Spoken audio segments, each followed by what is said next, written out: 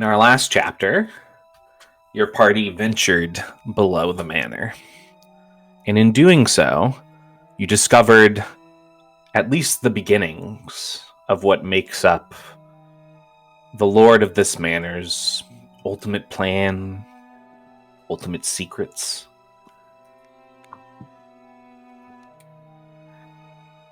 In the process of doing this, all of you found a dungeon where he was keeping test subjects for his various supernatural experiments, and you met one of his servants there. A very strange man that did not last very long before he got knocked unconscious, and then questioned by V after being tied, I think, to one of the prison cell tables or beds. And as the rest of you spread out to begin exploring this area and trying to find the captives you were looking for, you were waylaid by whatever is left, the creature that was once Charles Harlow. And as some of you fought this creature, others of you continued trying to complete the tasks at hand. And as I believe Maximilian ventured off and found Morgan, and then eventually the Grey Knight. And our detective, Charlotte, our journalist, discovered what appeared to be some kind of supernatural cold room where bodies were being kept, slowly drained of their blood while left alive. Always frozen, never fresh. Exactly. Vampire motto. As all of this was happening, however, the good doctor, Deracine, came into contact with Gareth Harlow, who made a proposition to him to remain here and help him with his life's work. He's in need of a man with Deracine's skill set. And after Deracine refused, he left him with a different offer, opening his throat and leaving him to die unless he drank from Harlow's spilled blood. Deracine chose to try to fight death on his own, and succeeded, actually. And after all of you managed to subdue Charles Harlow, you managed to get back out of the dungeons, and at least back into the connecting chamber. However, once in that connecting chamber, you were left without V, who was taken by the forced teleport effect and imprisoned somewhere deeper inside.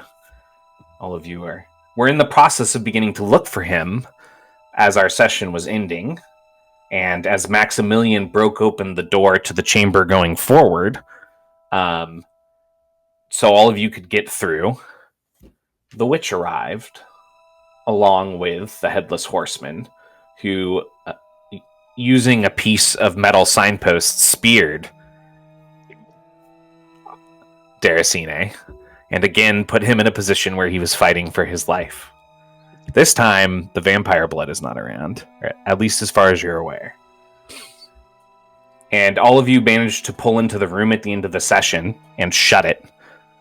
And you found yourselves in some kind of laboratory chamber.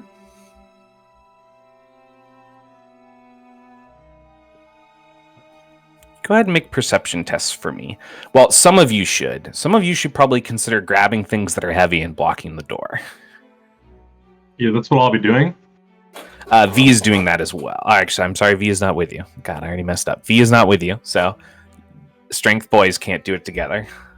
There's some like heavy wooden benches in this room. It's strewn about with tables that have alchemical equipment and other strange knickknacks on them, maps, diaries, journals laid out on some of these tables. It's like a large oval-shaped workspace. One might say the laboratory of a madman.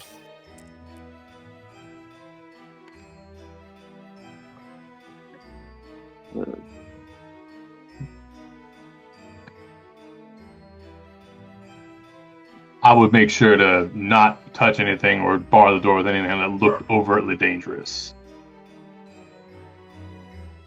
But yes, I would pick up shit and throw it against the door. Yeah, so you start shoving stuff up against the door. Perception test for everybody else. Target number is 15 on the high end. Got a 12. If I'm looking for hidden doors, people, or objects, it's easy. Got it. Okay. I assume I'm not making one? You're not. I apologize. Yeah. Go ahead. I believe that you have a resolve or a constitution test against a target number of 9 currently.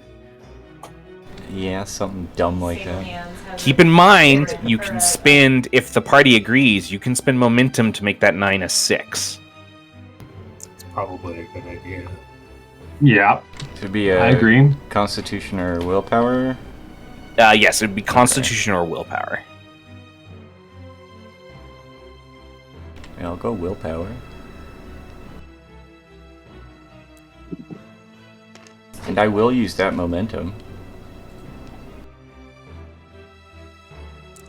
Okay. What dice are you rolling here? 2d6. Oh. You have managed to fight off the effects of what would have been an instant death as you try not to bleed out. Charlotte will be looking for anything in this room that might resemble medicine. Go ahead and make a... Yeah, go ahead. Make... What, you got a 12? There is a table where you see a set of beakers and some chests. When you move up to it and you start to open the small chests, you find 2 or 3 beakers of what appears to be a clear... just like a clear liquid, like probably like sterilized water is what you're assuming based upon what it looks like. And then you also find one that has what looks like to you to be...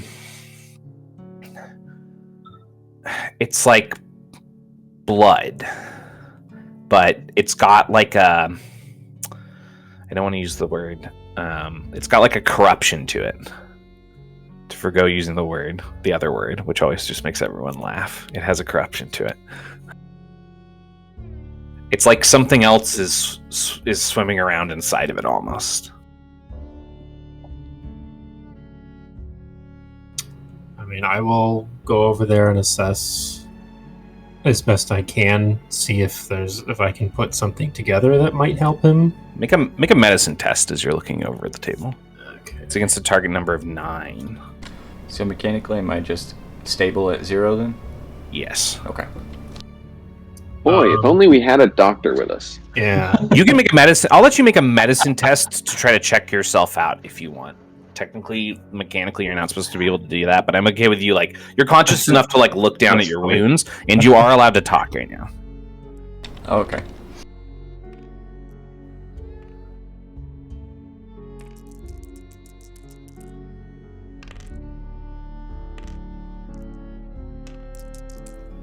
I got a 9. Okay. So you're pretty sure that the blood that was being kept in this beaker is a sample of the vampire's blood, because it looks like the blood, more or less, he spilled in the chamber next to the doctor whenever all of you rushed to help him recover the first time. It's a 14 self-diagnosis. There's really not much you can do from here. The effects of this, even outside of you stabilizing yourself, are pretty bad. You basically can't walk. You're like basically all the ribs on the side that the spike is going through or shattered. And if they try to pull this thing out of you, you'll just immediately start dying again.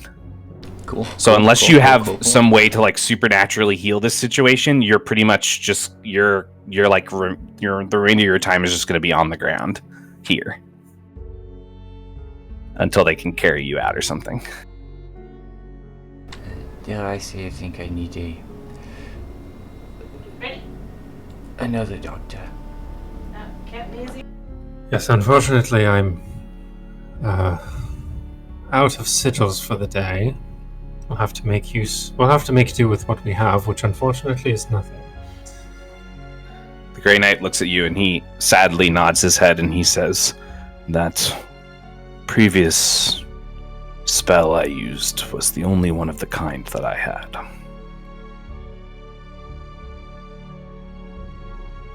We picked the most inconvenient time to lose both father and son here, Doctor. Might one of you grab my battery out of my pack? Its light is quite soothing. Find it in his bag. Heavy fists strike the outside of the door. On your initial perception test that you had, Charlotte, you did notice there's a back panel at the other end of this chamber. There's a wall-to-ceiling painting of Gareth Harlow, braced in wood and metal sculpturing, and it looks like there's a back panel that's like a secret doorway behind that. Like it can be like shifted somehow. You're just not sure how. I'll point that out to everyone. She'll say, "Well, if there's nothing here that can help the doctor, then I think we're just going to have to find a way out. There is something behind this painting here, although I'm not sure how to get into it." Max will take out his dragon shard and give it a once-over and say, "Fascinating. Good eye, Miss Charlotte." Grey Knight, the Grey Knight looks at you, Daracine, as he pulls the battery out and he like twists it to turn the light on. The door shakes, but the strike hasn't broken through any of its structure. And he squints at you, and he kind of looks back along your gaze line to where she was looking through all the medical stuff, and the beaker of the tainted blood is sitting there, and he looks back to you again, and he says, "You know it would fix you."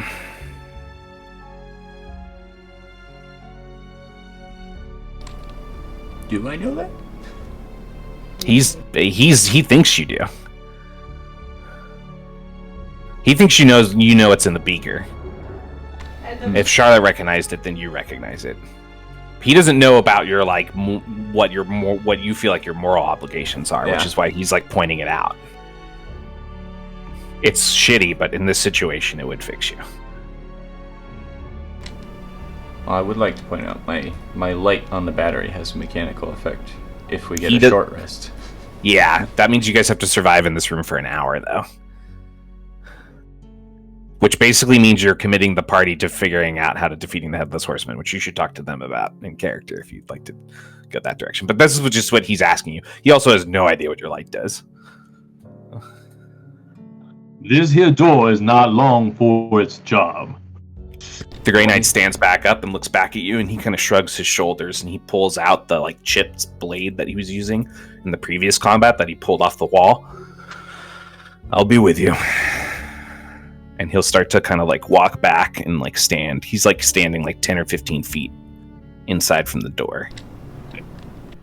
I'm gonna try to get this secret door open. Okay. I'm gonna run through all the motions. I'm gonna pull candlesticks. I'm gonna pull torches on the Okay. wall. I'm gonna pull books down. Max, what are you doing? Does there appear to be anything magical about it? When you run the dragon shard in front of you, it does appear to be magical. Okay. It's enchanted.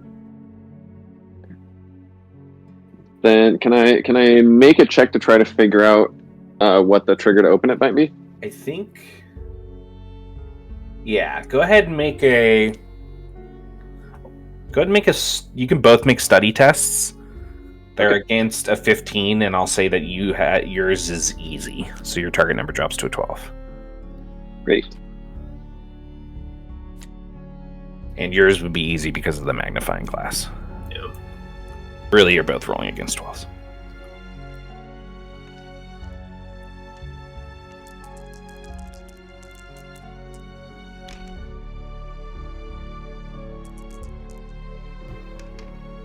got a 13. Rough. I got a 10, so it's going to be a 30. So neither of you have found what triggers this door. However, Charlotte, you're fairly certain that you've combed it over and you haven't found any mechanical or like mechanisms on it directly or on its frame. So it's either something else in the room, or it's also possible you're both thinking at this point that it's like a magic related thing. Could it be like a magic like code word or something? Definitely. Or- You're definitely thinking it could be a code word. If there's a mechanism somewhere else in the room, then it must be like a code word, or it must be like it's possible that it has an effect that scans for something. Have either of us seen any like notes or anything in the room that could give a clue to how to open it? It's behind a giant painting of Gareth. It is. The painting is of Gareth. He's standing out front of the manor, and the moon is hanging, kind of like how it was, like hanging like large in the sky, like how it was outside in the town. Does Gareth have a famous catchphrase or anything? I was just thinking about what it could be actually. It's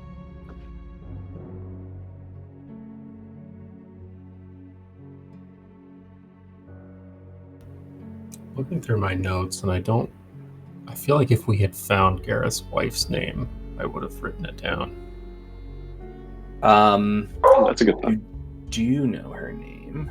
Okay. You know all their names now. You don't know much about them. I mean, I'll start rattling off family guys- names. Yeah.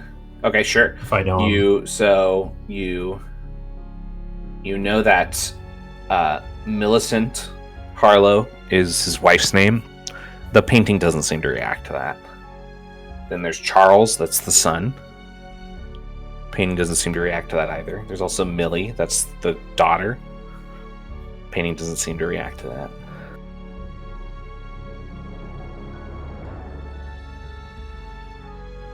Are there any windows in this room? No. No, it's pretty much an enclosed chamber. One thing that is kind of strange about this room is it's kind of like an oval shape, and then the center floor that most of the tables are on is like a totally rounded. It's almost like a wooden platform built into the stone. Part of the heavy blade of the horseman cracks through the wood of the door and shatters one of the posts that you pushed up against it. One of the benches completely splits in half, and then it pulls free, and you hear this kind of like cackling outside. Are there any notes or anything in this room on the horseman?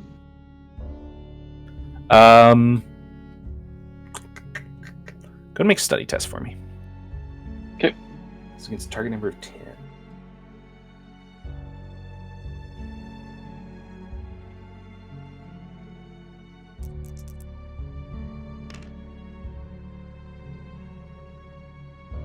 I have good news. I got an 11. Very good. You do find some paperwork with what appear to be some sketches of the horseman. And specifically, you notice that there appears to be a sketch of a piece of the armor. You can't tell where on the armor it is, but it's like a piece of the armor, and it has a ritualistic carving of some kind of magic sigil in it. Additionally, you find written in the corner of that paper, you find just kind of scrawled out like a note that looks like it was kind of like hastily written, possibly like while the person wasn't even looking at the paper. And it says, "The witch hides the head." Would I recognize or have any way of deducing anything about the magic sigil?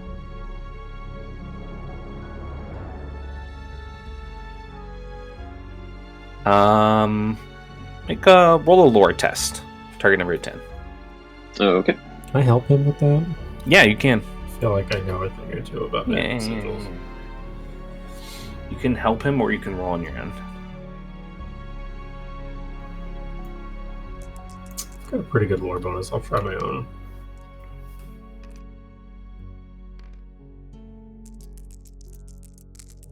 I got a 16. You got higher than I did. I got a Pretty good. 13.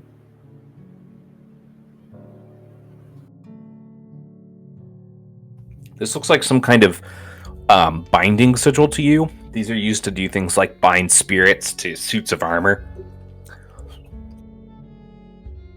What a convenient example. That seems to check out. That's what you would Do I immediately think. Do I think that it would be possible to disrupt the magic by damaging the sigil? Definitely. Okay. It is possible to find a way to protect a sigil from physical damage, but most sigils can be damaged. Okay. And any magical protections on the sigil could potentially be interrupted?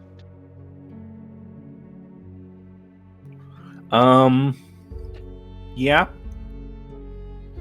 You would need to be able to target it. Yes. So it wouldn't be as Max- simple as being able to see him.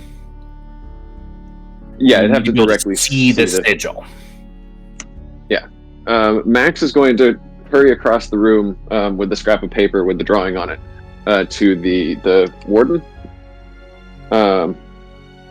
and show it to him and say, you seem to know quite a bit more about armor than I happen to. Is there any chance you could identify what part of the armor this might be inscribed on? Sure. Make a study test. It is easy for him. He'll look at you and he'll say, "It looks like to me it's probably on the inside of the back plate, based upon the way it's been beaten by a hammer." That will be difficult to gain access to. He'll nod. You'd need to free it from the pauldrons on either side of the shoulders, and you'd probably need to free it from armor plates that are on his hips. Max will show the sketch to Jensen too, and say, "I do believe, though quite difficult to gain access to, this could prove what one might call a weak point to the a chink in the armor, if you will." Well, a well-protected point, I suppose, but good to know, I guess. If it's magically bound, I'm not sure if I could even get to it. I'm also not sure luck will be on our side in trying to get that armor off. It will be hard enough fighting him. We got a The door shatters apart. Fuck. The knight steps in, and just behind him you see peeking the witch. And I need all of you to choose your two highest initiatives. Not it. I have 3. 3. Your initiative can't be used. You're 4. Yeah. So 7? Alright.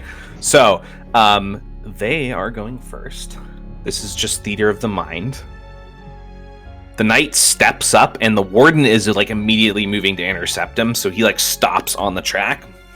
He swings his blade across the warden. The warden manages to parry the attack, but it just completely shatters the blade of his sword about halfway through, and he stumbles backwards. And then the knight swings at the warden again and slices him straight across his stomach. The warden catches his stomach, and he drops to one knee as you see some blood spilling out from the set of armor that he quickly put on himself. And then Shit. the witch shifts around behind and looks at you, Charlotte, And with a smile, she extends a couple palms, and you see barbed, curling, like roots and vines start to grow from her hand as you see vines starting to grow around you. And they're like reaching up and they're attempting to enclose you. And I need you to make a dodge test for me. Does she look like any of Gareth's family members? She doesn't, but she does look almost exactly identical. She looks Ethel? almost exactly identical to Ethel. Almost exactly, other than the scars on her face. Probably a doppelganger. I got an 8. Oh, yeah.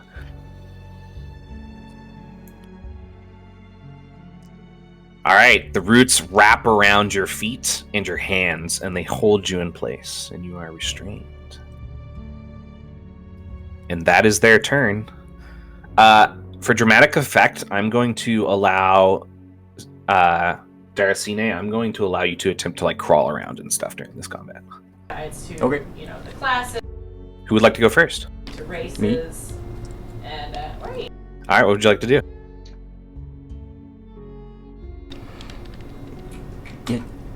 Get away if you can. I'm gonna hold up Glint and try and catch both, if possible, in the beam that I shoot off. Sure, you can do that. You're activating the secondary effect. Yep. He started making How many times have you turned it? Isn't it affected by how many times you've turned it on? up, basically. No, this can only be No. done once and then it Okay. breaks. All right. So what do they need to roll? And they Constitution are test so against funny. a 10.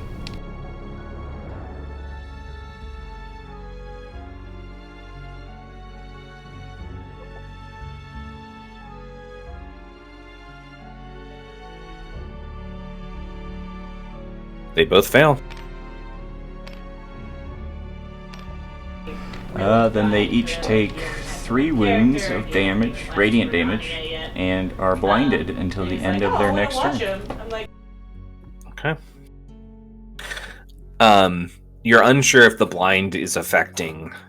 The guy without a head. Yeah, the headless Yeah. horseman. But the witch, she steps back and she screeches in pain, holding a hand up to her face. Are you moving around at all? You've I'll try gotten used to some crawling of the closer mechanics and towards the table that had the medical supplies on it. All right, you can crawl up to it. Yeah, I'd crawl over to that, like where And the you- blood and the vials were.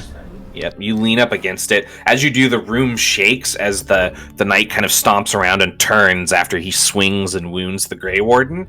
And as it shakes, you see some of the bottles rolling over, and you can see the chest that she opened, kind of like hanging partway off of the table above you. Who's up next? Oh wait.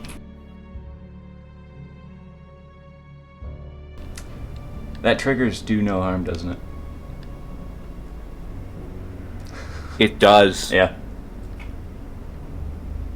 Do you want to tell them what do no harm does? Oh, you guys have probably seen it now. Well, since I just did 6 damage, I'm taking 6 sanity damage. Yep, you sure are. That's Holy pretty shit. cool. How much can you hold?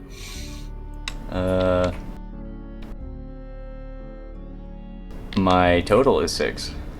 Okay, so go ahead and roll a, go ahead and roll you're gonna roll a sanity test right now. Because you're dying doesn't mean you have to lose your you lose your mind, man. Is that counting the +1 that your battery gives? Doesn't your battery give 1? Oh, that's only for short rest. Yeah. Yeah. Right. Which unfortunately you didn't get because you're already being attacked. because he calls what do I them roll for crap guy. I believe it is going to. I'm sorry, I'm trying to get the rules pulled up. For some reason, I forgot to pull up the rules stuff. I got it right here. Rolls to maintain the sanity control test against a target number of 6, plus the number of times you've reached your sanity wound threshold since your last long rest. So 6. Control. And test control is wit. I believe so. Yep.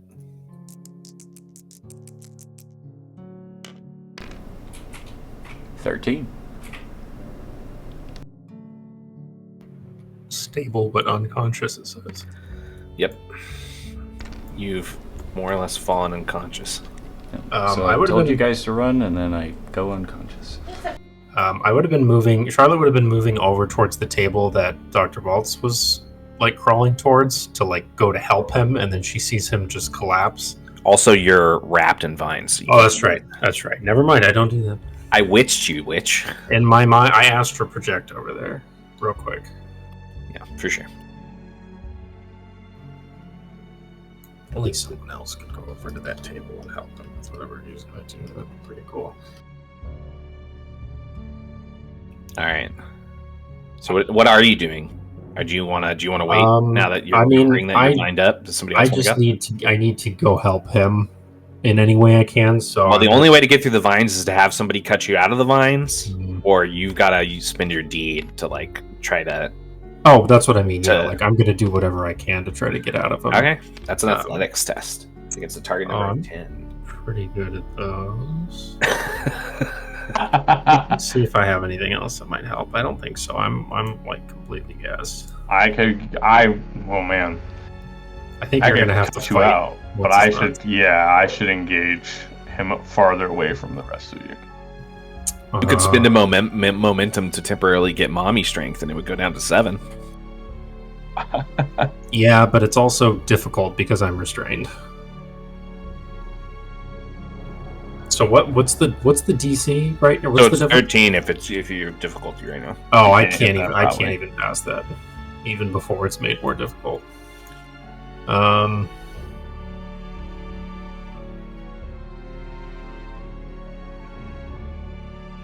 Can you do anything to? I look at Max. Can you do anything to distract the horsemen more? I don't think the blindness did anything. No offense.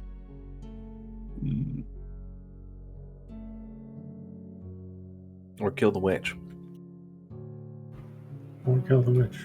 Oh, Jesse, I you're think muted. I that's. don't know if you know that. I don't think that's a solid plan. I think I gotta engage the big guy. I don't think I hit the fuck it button yet. Well, I had that. I'll tell you what, buddy. The knight is considered undead. That's good. That's something. Yeah, I'll engage and I'll like kind of do a little feint move at the beginning, just thematically, nothing mechanically. But then I'll try to strike. I'll try to strike though specifically at the pauldrons because that's the first thing the knight said would need to be like unclasped. So like I'm gonna feint and kind of go to swipe at the whatever the leather straps or whatever is on his pauldrons. Okay, that is going to be difficult. Okay, I have You roll 2d12. twice. You need to take the lowest. Oh, really? Yeah, Okay. because you're rolling against his dodge. Okay. All right. First roll. First roll is a 31. Second roll is a 28. So 28. 28. All right. Yeah, you slash off part of one of the pauldrons, and it flops forward. You can see where one of the straps that connect the back piece to the front piece are now. Okay. And then I'll use. Oh, did I use them? Have we rested yet? You're having it. I think you have used all of your. I think extra I've used all my attack. free point. Yeah. Okay. I will position myself. I will make sure that I am the big juicy target, and I will pass to the next one of us. If I got damage in, I got five damage in. If there's damage to be done. 5 damage. Yeah, you deal one wound to the knight. I assume that's not very much, but we'll keep trying. It's better than anybody else did. Maximilian. Charlotte hasn't been able to get out of the restraints, right? Yeah, she hasn't used any of her economy yet, but she has not been able to. Then yeah, I'll go next. Max will have stumbled back from the door a bit at the knight's entry, and then he'll have instinctively crouched down behind a desk or other piece of furniture, and then he'll quickly pull out his pocketbook, and flip it open to a certain page, and then he'll close his eyes and start reaching out one hand and sort of selecting objects with his fingers in the air. And then I'm going to cast telekinesis to launch 4 small objects at the witch. So she needs to make 4 agility check? Or, yeah, dodge. Yeah, she's really good at this. Alright. And she is still blind, right? Does that have any effects on this? They're difficult for her. Cool.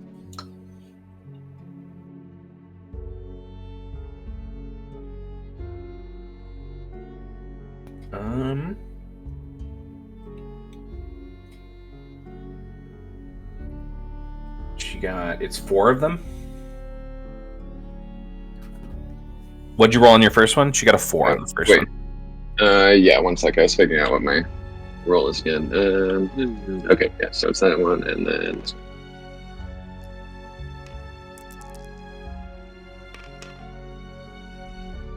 Okay, first one is a 9. Yep, first one hits. Okay. She got an 8 on the second one. 16. Okay. She got an 8 on the third one. 17. And she got a 8 on the fourth one. 12. Okay. Each one deals 4 wounds. Okay. Yeah.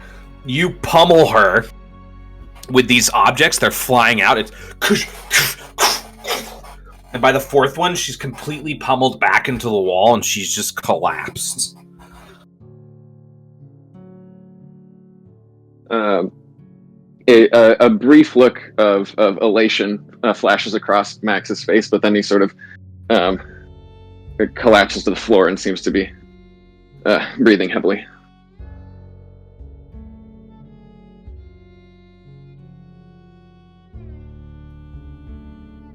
Charlotte, you haven't used any of your economy yet. You can do other things and stay put for now if you don't even want to try to break out because you know that you won't pass.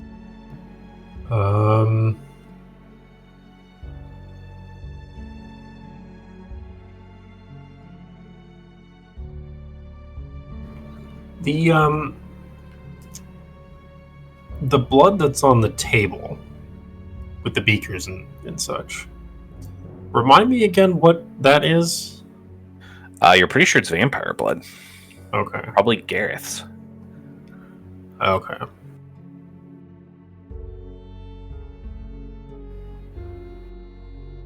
You make a lore test on it. Yeah, because my primary concern is getting us all out of here alive, and that includes Dr. Walls.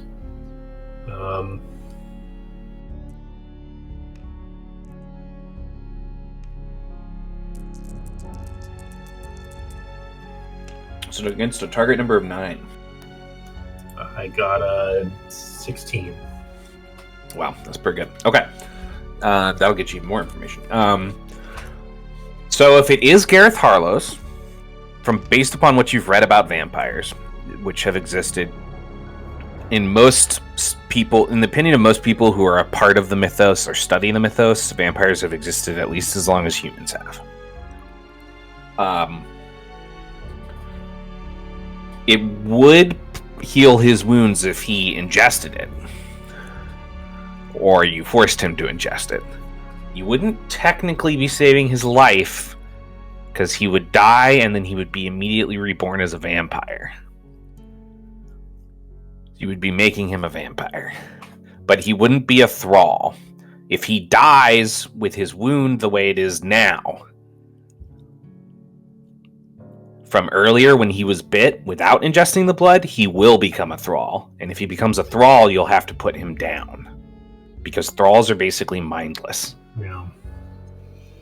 You dealt with a thrall in the cold room. Mm-hmm. Yeah, I'd rather he not go that route. Okay.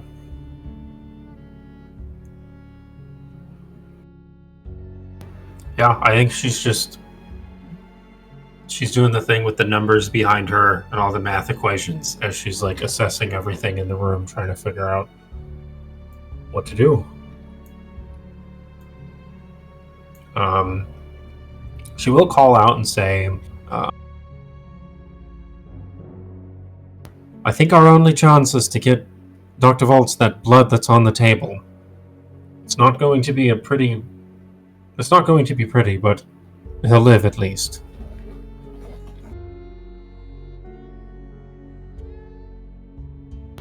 You're muted, James. I say just do it then. Fortunately, I'm a little tied up at the moment. I think someone else might have to do it. Or kill the witch. Oh, actually, the witch is unconscious, so the roots would have dropped off of you. I apologize. Oh. Then I guess I will go over and do it, if I can. Or at least start prepping it in some way. You'd be able to try to do it if you want. Go ahead. He's unconscious. Mm-hmm. It's a pretty easy medicine test. It's like a 6 to feed him the liquid unconscious.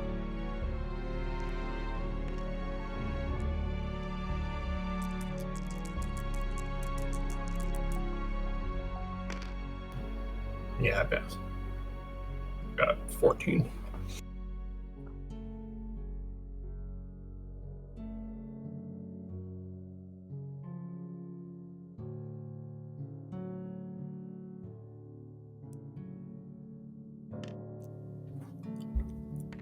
Deracine.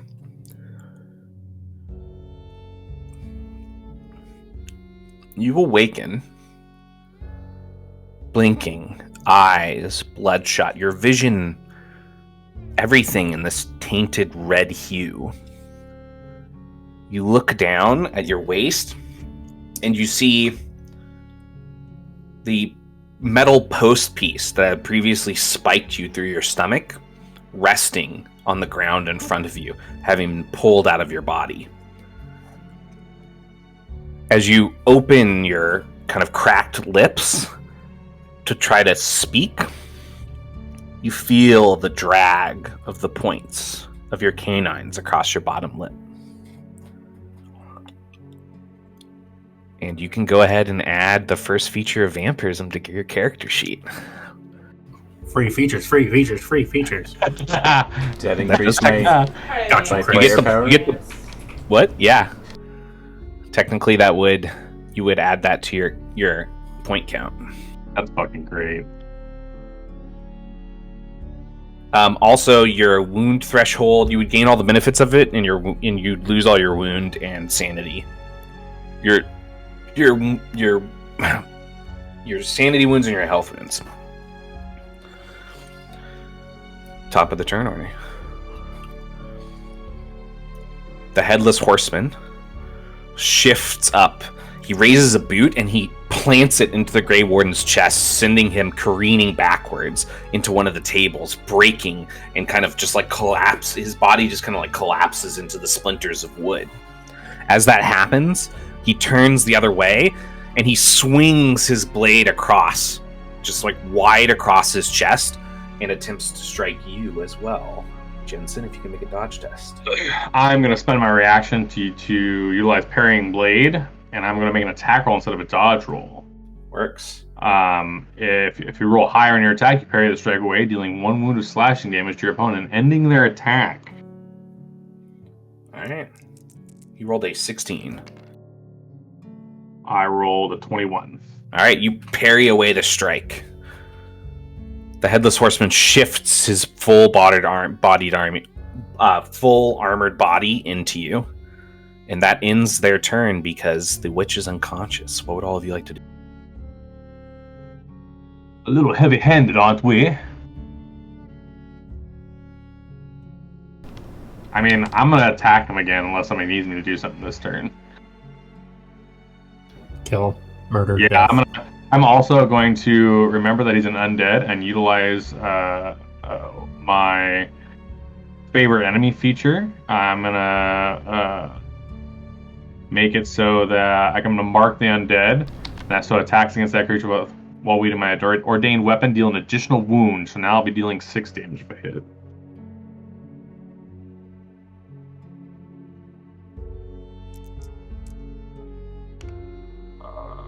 First, well, the attack is a 22.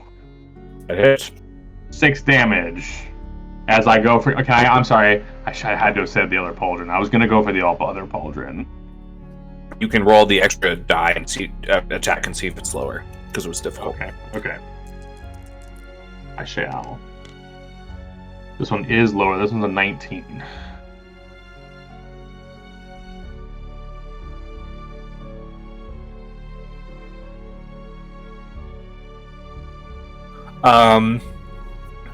Still hits.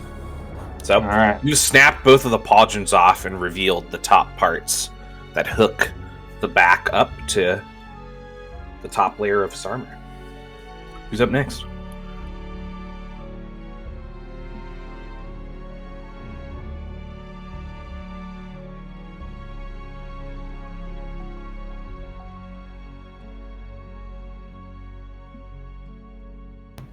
I mean, I'll check on Dr. Waltz. As she leans down, you see her face looming, and as you do, Daracine, you draw in a deep breath from your nostrils, and you're immediately hit with the overwhelming scent of her blood. It's like you can feel the pulse running up the veins of her neck. And the only thought that breaks you from that focus that you seem to get is the fact that you can't feel your connection to V at all.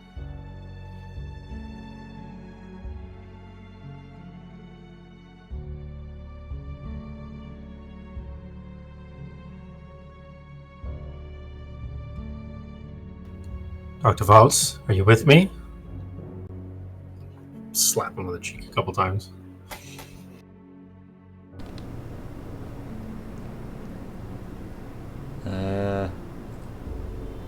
He's zoning out. But he looks not dying, right? No, he looks really pale though. I'm sure he looks really pallid, yeah. All right, well, I know what this is. I know how this is going to go. But as long as he's not actively dying anymore... No, like the rib cage and everything healed up. We're okay for now. I'm going to keep him there. I'm going to go over to the witch. Okay, you kind of have to duck as their swords are swinging as you're running past them, and you run up to the witch's crumpled body. Does she have anything on her? Like, does she have like something the equivalent of a component pouch or like a focus? Does she have sigils that I can identify? You do find what appears to be a couple sigils on her. Okay. You don't know what's on them. No, I don't. But they're usable sigils. Sure. I am going to put on one of my silk gloves that I have, which is probably very dirty at this point. Still silk, though. Yeah. I'm going to take her sigils, whatever form they are. I'm assuming they can fit in my bag, and I'm going to like wrap them in something and put them in my bag. You also find a healing pulse. Just pull this on her. Okay. That would have been nice a few minutes ago. You didn't check her body first. Well, no, I mean like before she got here and when I was trying to keep the doctor from dying. I had like I'm totally out of poultices too. Question. Answer. Did she have to do any verbal incantations when she was like casting that spell? Yes, she did. Okay. I can't remember what witchcraft says. Does witchcraft require them? I don't think so. Yeah, then she. Unless, well, it might depend on the power. Oh yeah, because the powers have components.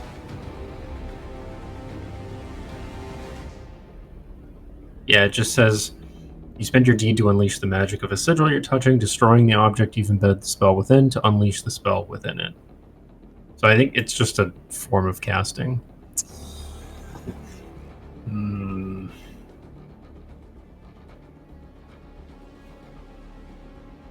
If I can, I'm going to cut her tongue out. Okay.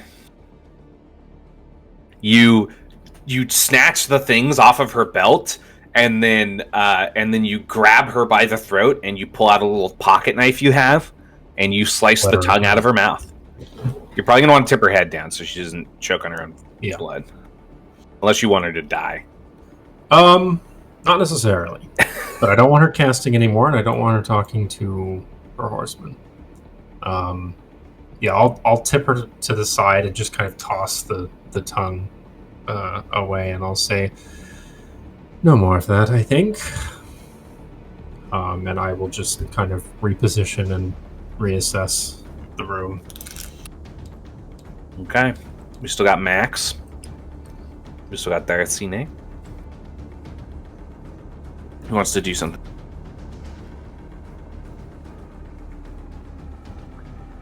I'm trying to figure out what would be productive at the moment.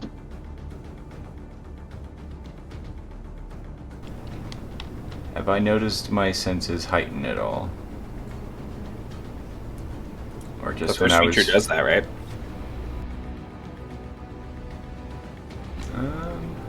You're getting all the benefits the first feature gives you. Along with the flavor stuff I described.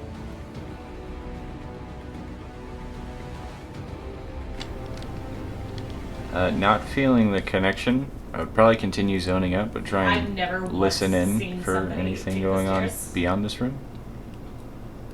You hear something beyond the wall, beyond the stone.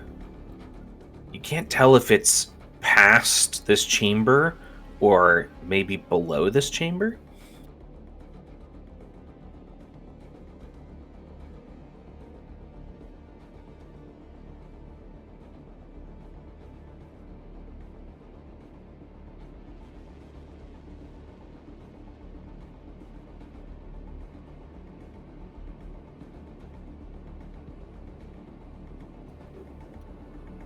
I think I would just start absentmindedly walking out of the room through the door they smashed in. Okay. You get up and you start to walk in that direction. You're kind of past where the struggle of the fight is and on the other side when your turn comes to an end, but you're not out of the room yet. All right, Max. Can I ready an action? Yeah, you can. I'd like to ready to cast Interrupt on the sigil if it becomes visible to me. Got it. Okay.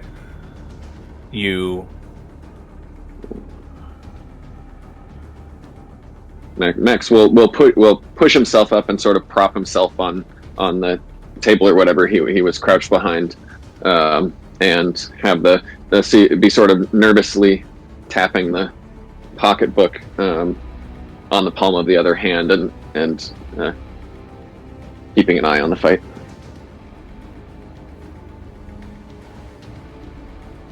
Okay. Go ahead and do a perception test for free for me. Okay. One moment.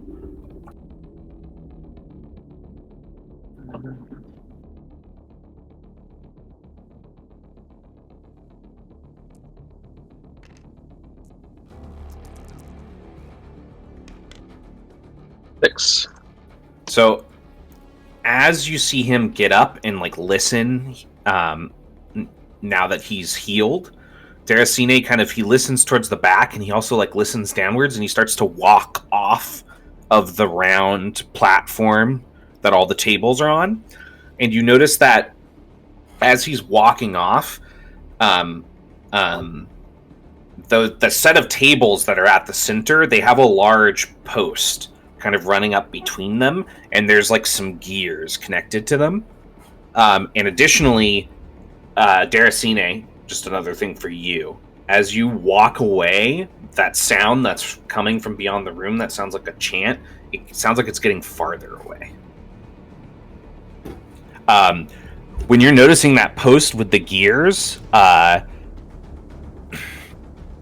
Max, you would also notice that, like, scattered in some of the areas where things have been knocked down as the fight has started and things have been getting thrown around, there are liquids that are actually at the edges of the wood at the center of the stone floor, where all the tables are. At the very edges of it, they're actually the liquid's disappearing.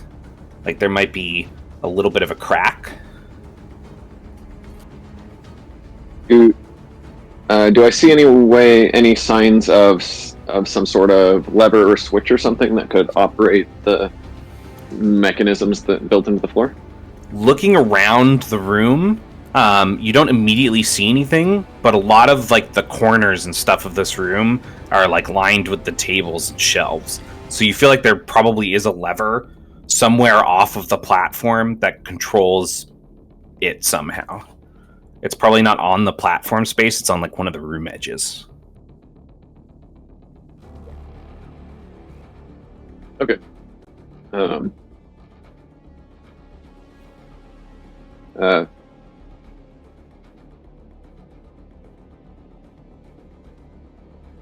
Max will say, Miss Price, it does appear we're standing on some sort of mechanized platform. I suspect there's some way to operate it hidden around this room. I'll see if I can figure out how it works. It's well hidden. I would help. Indeed, I would help you, but unfortunately I feel I must keep myself occupied making sure Mr. Jensen doesn't meet an untimely end. Yeah, I'm gonna look at Jensen, like, trying to hold back an attack with his blade, and I'll say, yes, I think he needs you now more than I do. Alright. Top of the next round. The Headless Horseman is going to try to attempt one of those front kicks, just like to kick you away from him, Jensen.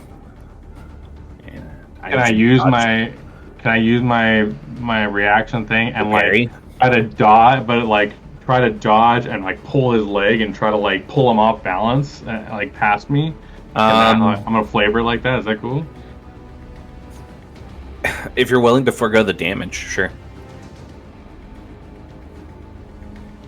Is it going opposite where... I'm trying to imagine in my mind. Dari already walked past it, but I would be sending it towards Max, right? If I like let it go past me or threw it past me, I would be sending it back towards Max. I don't really want to do that, so actually I will not do that. I will just send my reaction to try and parry it.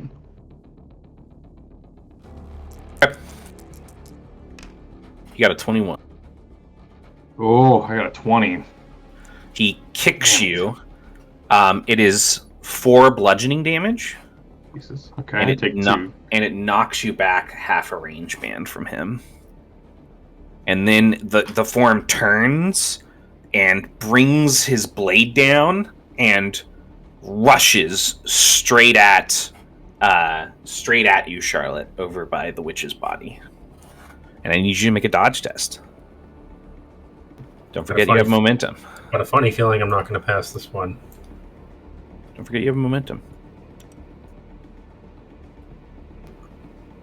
Yeah, I don't think I'm going to use it. Alright. I got a 6. Yeah, he drives the blade straight into your shoulder. And that's 4 piercing damage. I am very much down. Yep. Charlotte collapses under the weight of the blade as he pulls it back. Charlotte, I believe that's the first time you've gone down. Something is telling me it's the second. Alright. That would make that would make it a 9. Yeah. Alright, Constitution as well. Willpower. We're gonna go willpower. I will use the momentum if everyone's okay with that. Yes. Because I got a D4 and a D6 here. That would make it 6, right?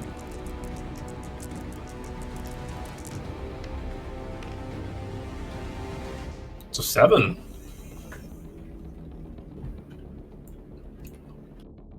All right. You are stable but unconscious. He turns back to the rest of the party, but that is the end of his turn. Just before she loses consciousness, she goes, "That's my writing arm." Shit.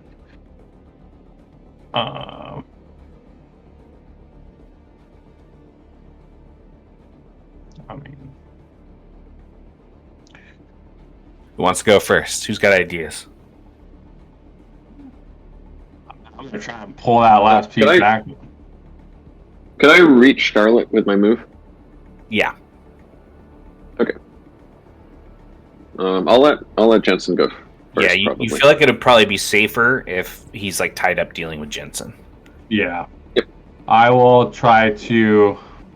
I'll run up on him again and try to fit the blade between the joints that hold the back plates on, and I'm gonna try and rip up the plates with my attack. All right, go ahead. That is going to be difficult. Yeah. Okay. First roll. You got a 16. First roll is a 19. No, 18. All right, another one. Second roll is higher. Higher. 30. Okay, you slice back on the armor, and it pulls back. As it pulls back, it cranks down, and it's kind of revealed the back half of it, and you do see the sigil. There you are. My prize. Well, actually, Max's prize, I say a little bit louder. As I try to, throw his momentum, smash my... He's also open in the back if you want to just, attack his exposed back.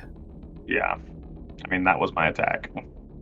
Oh, true. Yeah. Max will say, I'm not above sharing, old chap. Yeah, I mean, I'll try to, position myself so the back of the armor would be where he could see it the easiest, I guess, with the rest of my movement.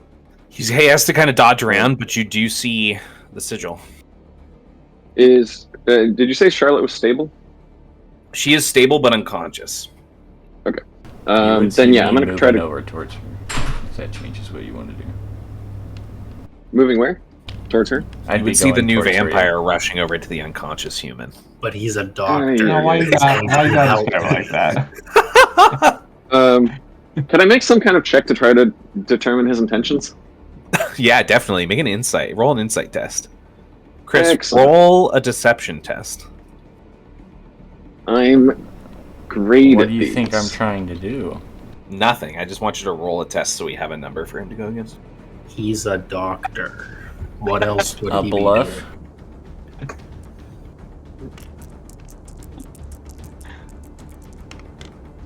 6. 7. What are your intentions? I'm fiddling with something in my bag on my way over. My intentions are to try and help. Okay. Yeah. Max will see that you're. Max will see from your motions and your posture that you're acting as a doctor, and then he'll stop tapping the pocketbook, flip it open, and reach out towards the sigil on the back of the knight's armor, and cast Interrupt on the sigil. All right. What strength are you casting it at? One moment.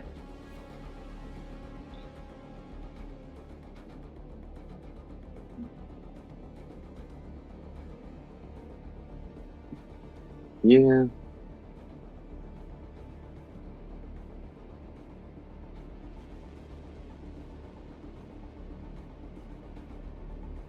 Yeah, 6th level. Oh, wow. Yeah. The sigil shatters off the back of the arm. The body goes lifeless in the suit of armor, and it flops forward and slams down on the ground. The room goes. Max will stumble against the table and just catch himself and seem to go into a coughing fit. I'll walk up to Max and offer a hand as stability. Now let's pick you up a little bit. That was mighty impressive, as usual. He's pulled out a handkerchief from inside his coat that he's coughing into. You'll see specks of blood in it before he puts it away again. He takes your hand as you help him up. Thank you, Mr. Jensen. Much appreciated. Well, I just that really knocked the wind out of me. I just lined them up for you. I'm gonna He'll sort of weakly mime tipping his hat. Yeah, I'm gonna find somewhere for you to sit on, maybe just up against the wall, and let you down, eat slow, and then I'm gonna go see about. I'm gonna check my sword actually, kind of try to sneakily look at my sword and see if it starts glowing because of there being a vampire in... Your sword is glowing. Okay. I guess I'll just watch him. I'll watch for a while. Watch what he does to Charlotte. On my way over, I would have been grabbing one of the ginger root that we found earlier. That can heal one wound. I imagine I would have been chewing it up and then apply it over the wound that Charlotte took. Okay. If I inadvertently got any of her blood on my hand, I would probably lick it off.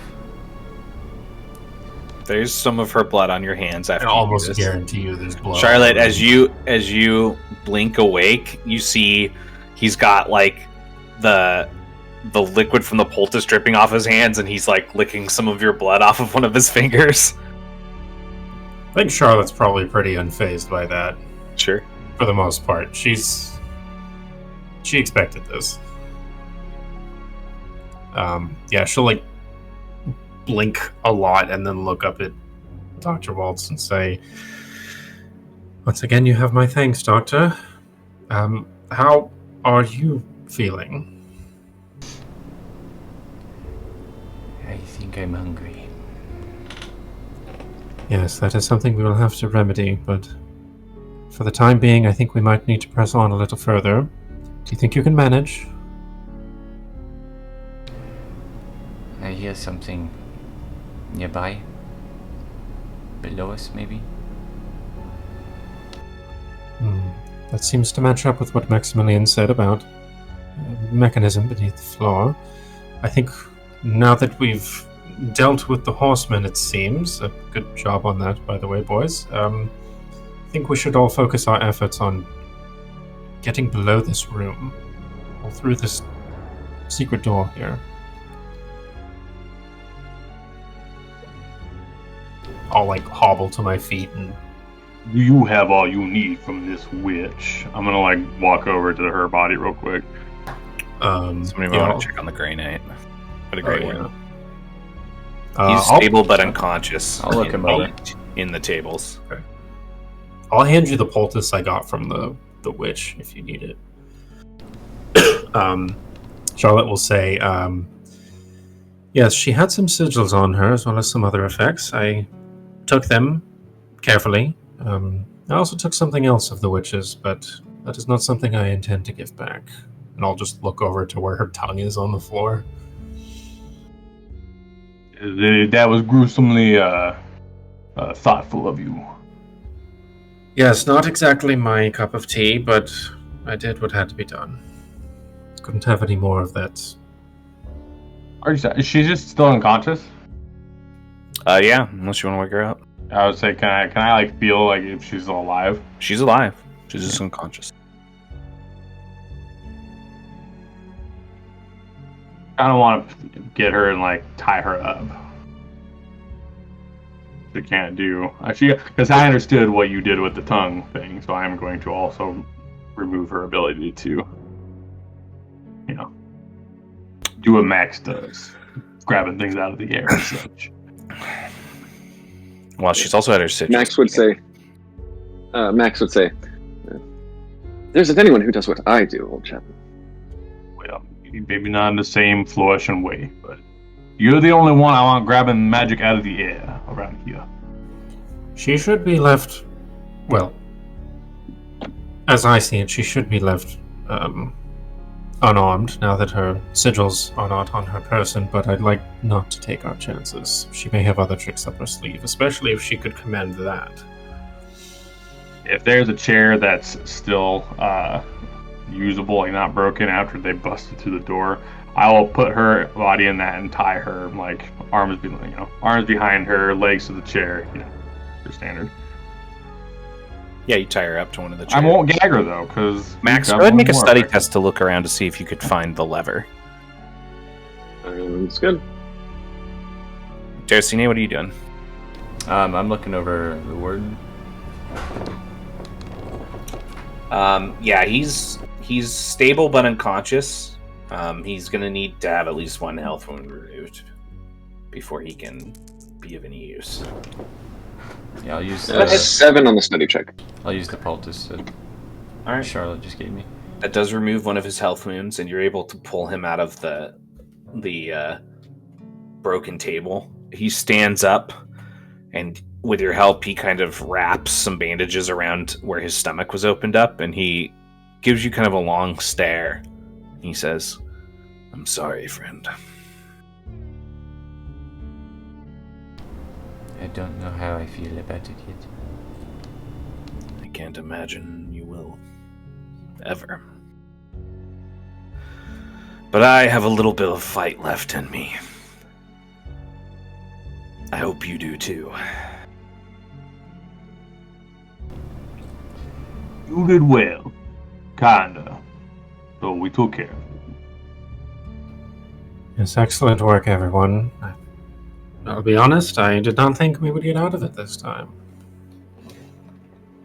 I was braced for the worst when that thing broke through the door.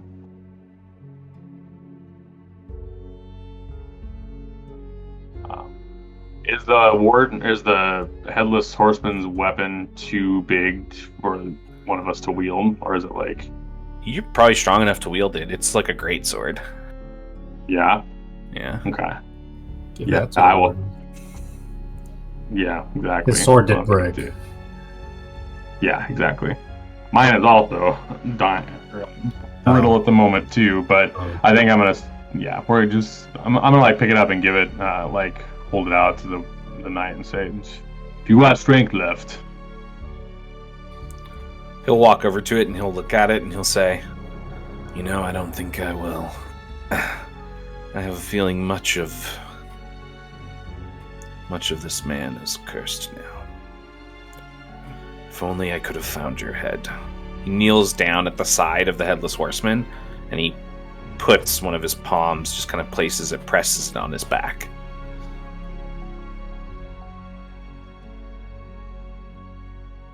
You hold emotion about this beast. He was, I was squire once.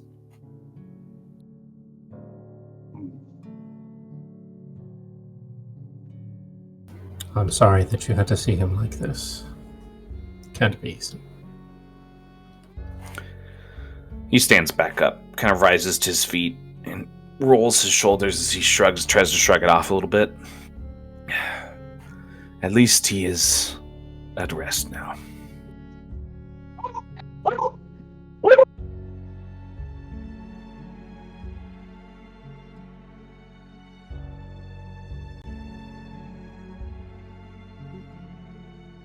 The drawing I found had some sort of note to the effect that the witch had hidden his head. Do you know what's meant by that? Is she keeping it in a box somewhere? Possibly. Or she's hidden it somewhere in the woodlands. I've never been able to figure out quite how they work. Curious.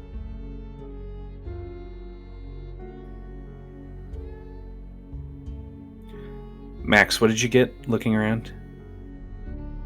You got a 7? 7, I think, yeah. Okay. You do find, back by some of the bookshelves, you find a small chest, and then just past them you find a wooden crank set into the stone wall. There's a chain that rises above it and actually extends up into the ceiling and across that you're noticing now that connects to the top of the post.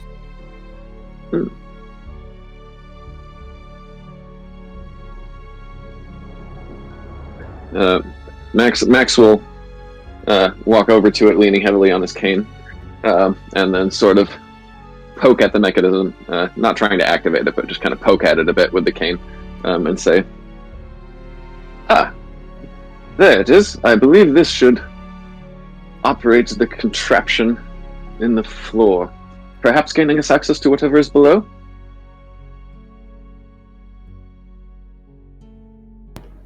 Ideally so.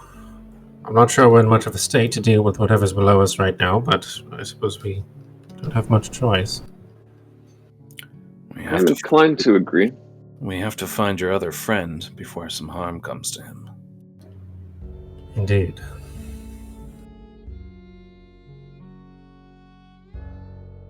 I'll go over to Max and help him with the mechanism if he needs it. He'll nod gratefully and then lean against a So wall one of the things two of you are noticing when you start to crank this, well, all of you notice that there's a loud shifting in the circular wood that's at the center of this chamber that has some of the experimenting desks on it starts to shift slowly, and as it's winding, it's descending. But you only make it descend a couple feet before both of you realize that whoever uses this crank isn't able to ride it down wherever it's going, because it's like 20 feet from where the platform is. Oh. Does this appear tied in any way to the magic painting? Nope.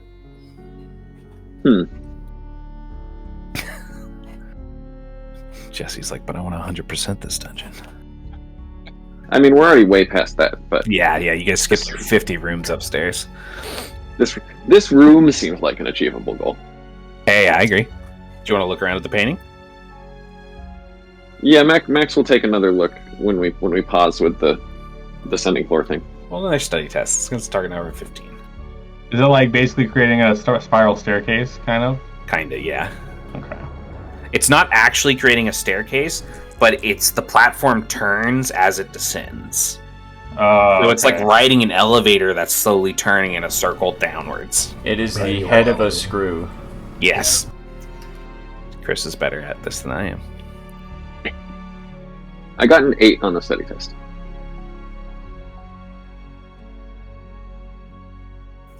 I'd like to look, if possible. Is it in a frame? It is in a frame. I would like to look behind the painting itself, because I have found things there before. It's like, as far as you can tell, it's like sealed to the stonework. Ah, damn. Okay. You feel like this painting is more like the face of a door.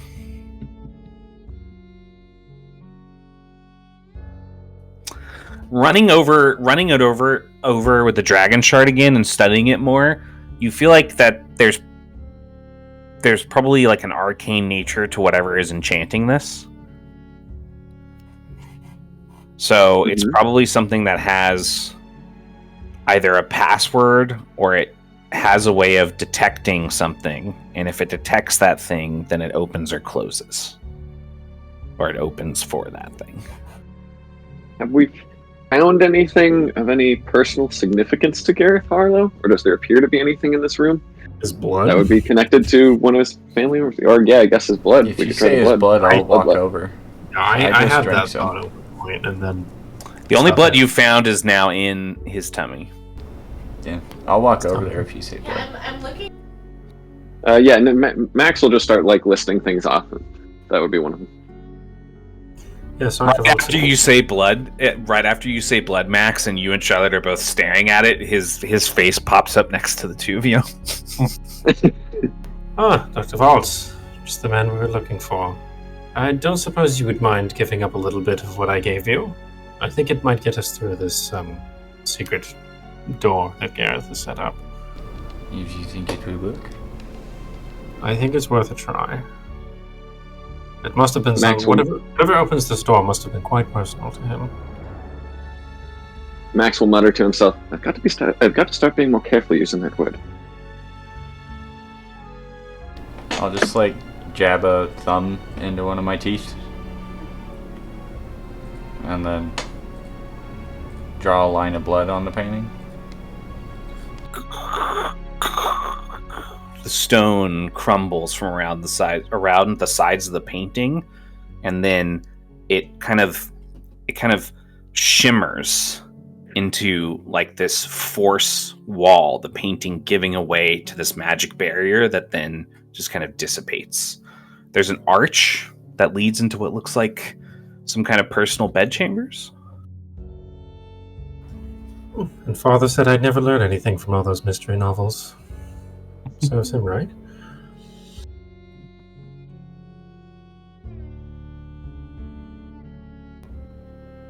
I mean, I'll poke my head in.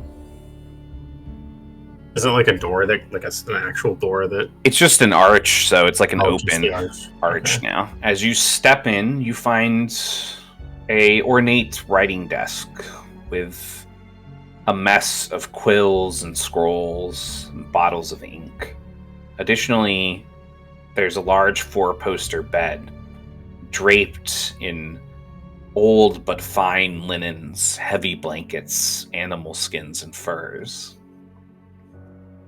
There's a chest off to the side, closed, and then also, Charlotte, you would notice that there's a chest pushed under the bedpost, like underneath it on one of the sides.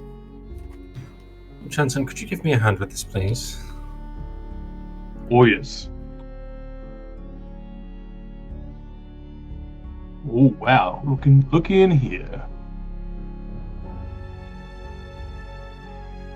I'm hoping we'll find something here that will help us against Gareth. At the very least, it would help to see how he lives. Or doesn't? Not the time. It does look like a place that he might have frequented. You reach down and you pull out the chest from underneath. It's locked. Max will pull out the dragon shard and give the chest a quick once over. It looks like it's just got like a lock mechanism that requires some kind of key. You're not noticing any magical effects on that chest or the other one on the other side of the room. When you run the dragon shard over the inkwells, though, you do notice one of the inkwells is magical. Interesting. Additionally, there is a spell scroll. There's a spell scroll on the desk amongst the mess of scrolls. It's a spell scroll of inner strength at a strength of 2. Max will say, "This Gareth fellow seems to share your priorities, Miss Price. No enchantment on the chest, only on the inkwells." Well, ink is quite expensive, Max. Surely you know this. So it's kind of chuckle and then cough a lot.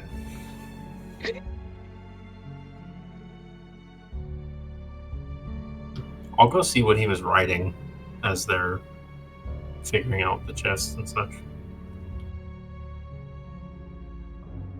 Most of it isn't personal writings. It's like attempts at creating different scrolls and stuff. It looks like most of what he left behind on this desk, other than the inner strength, Max noticed when he was picking through them, are just incomplete or wrong. Is there any, are there any patterns between the things that he was attempting? Like, am I able to glean what his, specific goal was in doing this? Or was he just making spell scrolls?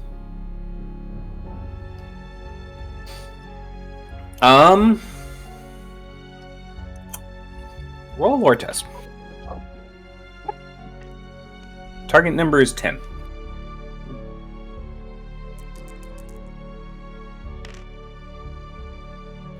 I got a 14.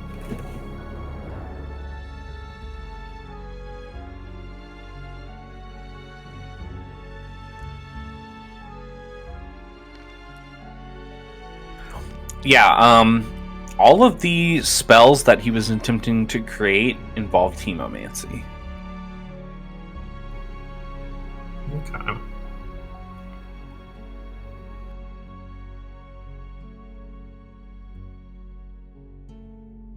I'll point that out to Max. And just show you that there's only one actually complete spell scroll left.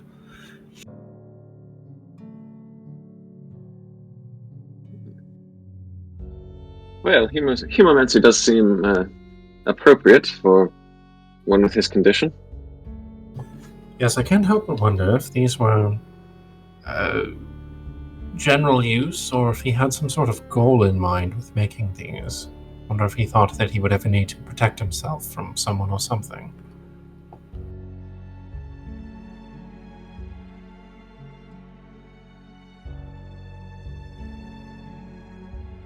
Well, his manner certainly seems designed to keep intruders out, so I think he clearly feared someone might come looking for him that he didn't want around. All the more reason to boost his innate power. Or he may have been truly experimenting. I mean, we did find that cold storage with all them bodies. Maybe, I don't know how hemomancy works, but I imagine you're supposed to use your own blood. Maybe he was trying to circumvent that, given his longevity, I guess you could see. Garcini, do you want to try to get these locks open?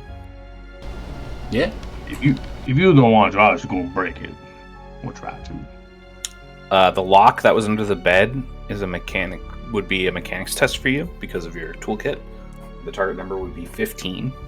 The other lock on the other case looks considerably simpler. It's only a 10. Well, the first one's a 10. Well, yeah, you were not able to get past the lock on that one. And then second one's 11. 11. Okay. Opening that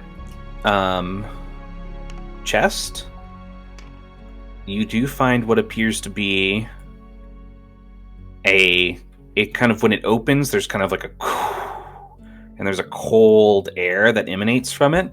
And inside of it, you find 3 like pockets, and each one of them has a glass flask that looks like it's got.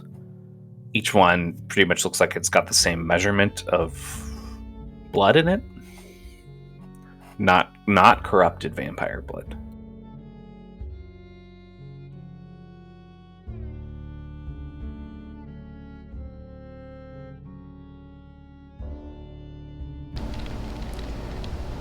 This might be a meal for later.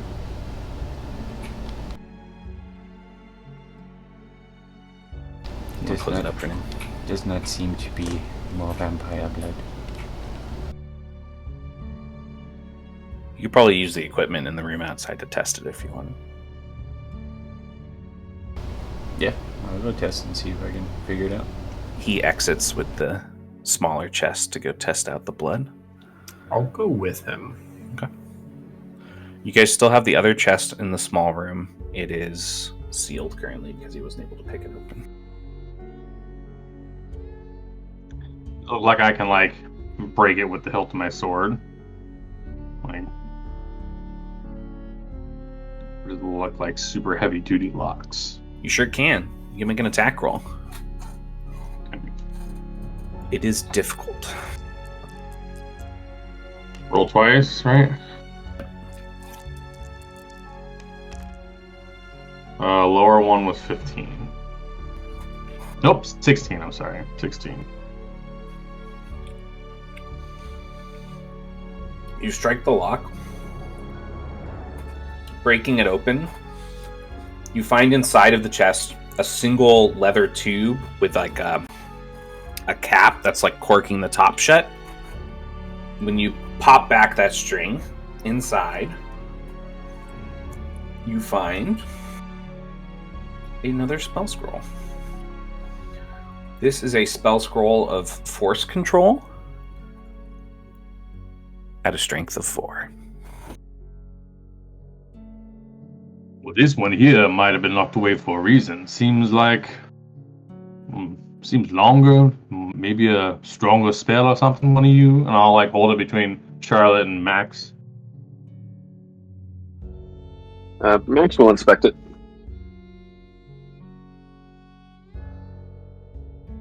Now, if a scroll, a spell is written down on a scroll like this, does that mean only someone who is, magically inclined can use it, or like, can little old me, Mr. Sharp, use it?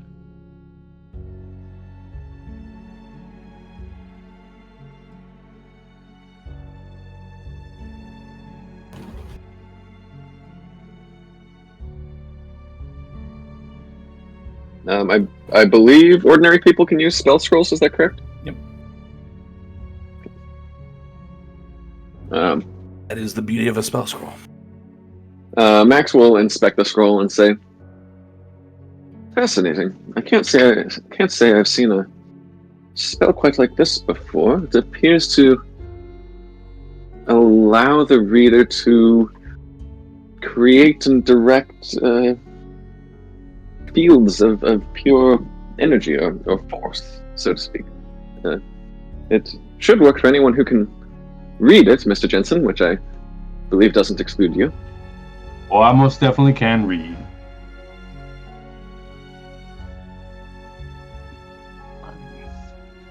That is interesting.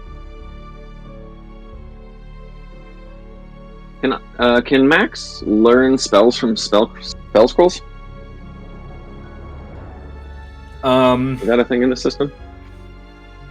I don't think I've made a thing for that, but if you want to hold on to something, hoping I'll make a thing for that, it's possible I'll make a thing for that now that that thing is mentioned. Okay. He would be interested. He would express interest in holding on to the force control scroll for further study, but not the strength one. If someone else was interested in using that. What does inner strength do?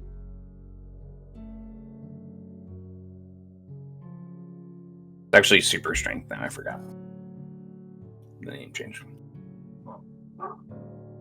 It increases your brawn by 1 and doubles the amount of weight you can lift and gives you a +1 bonus on athletic tests while it's active. You have to focus on it. Okay. And then you can, for free, you can trigger your next melee attack to that uses your brawn to give the slowed condition. And then it's got other effects you can add on to it.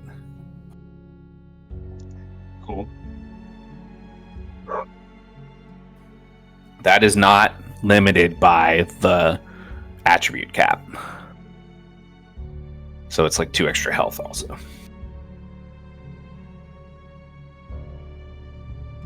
You're muted. Keep forgetting. You're okay. Well, maybe a trade then. And that inner strength one might be kind of handy.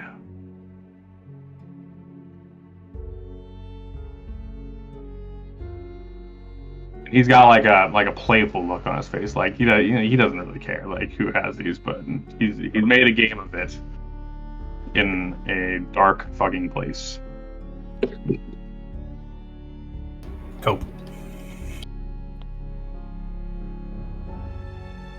Max has already rolled up the force control scroll again and is making some quick notes in his pocketbook.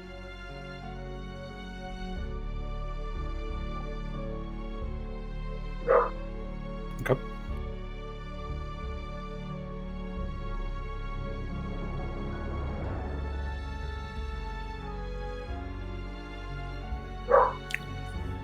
The rest of you head out to see how they're doing in the main room. The 2 of you. I would have,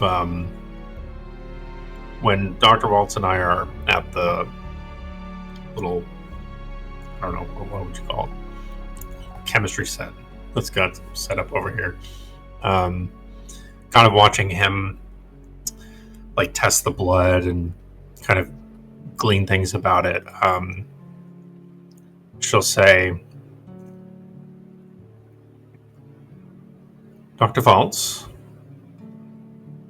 I want you to know that I only did what I did because I felt that I had to. I believe that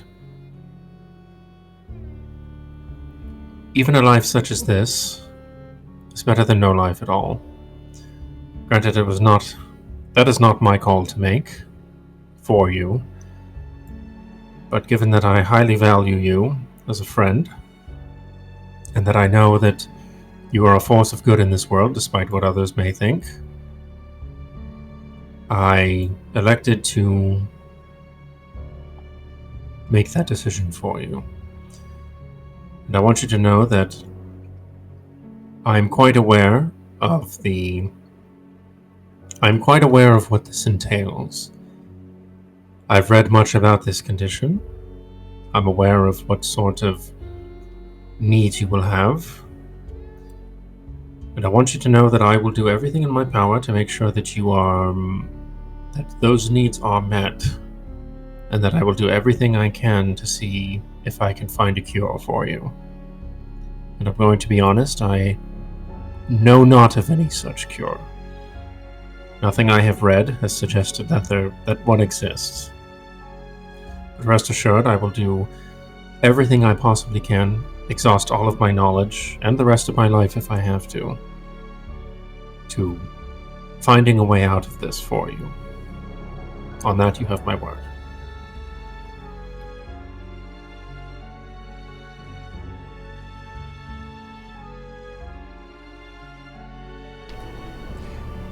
No, I don't think I am alive.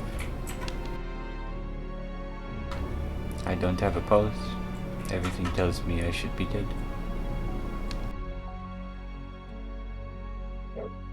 And you see a couple tears falling down his cheek. I don't feel my connection to V.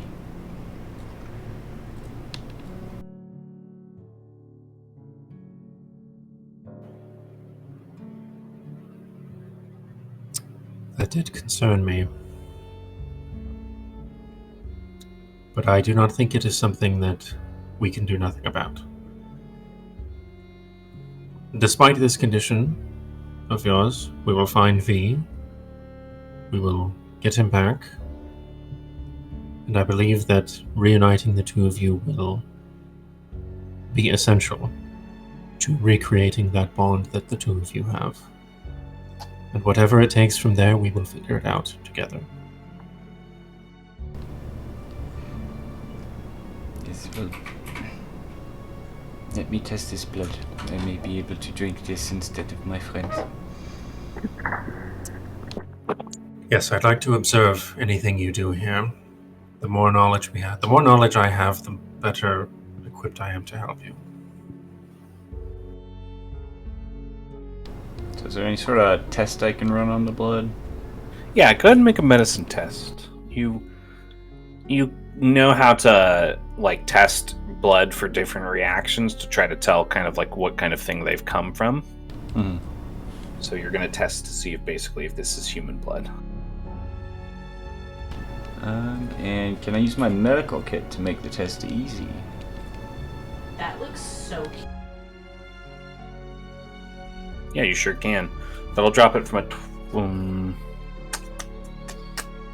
I'll drop it from a 12 to a 9.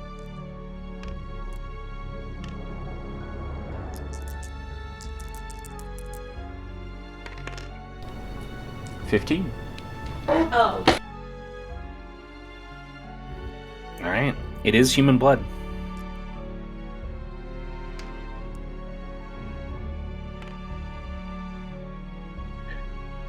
You know, Doctor, it's not the best outcome, but hunters know that purifying vampire blood can actually be almost as restorative as just drinking it while you are on death's door. So in a way, I don't know how to do it, but we can find out. That's how I can contribute to keeping you from succumbing to your condition. Once I figure out how to do it, we can. You can keep doing what you do best, which is keeping people, keeping others safe and healthy, as such. something to look forward to, maybe in a dark. Well, it probably not helping, but just so you know. Okay, Something to look forward to, I suppose. No time like the present. I'm gonna take a little sip of one of the vials and see how I feel about it. When you start to drink from the glass, your intended little sip turns into a long sup. You empty it.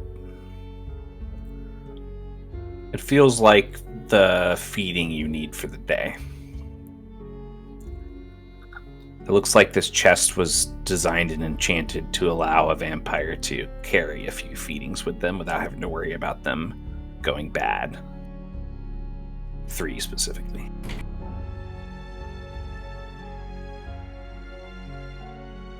And if nothing else, this is a handy vial to keep with me.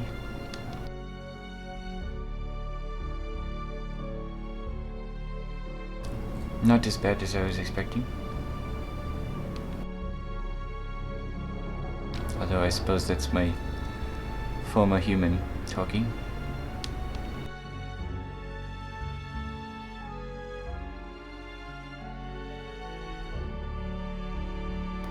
Whatever works for now. We just need to get out of here. And hopefully, back to our world, where we can find some actual resources to help you.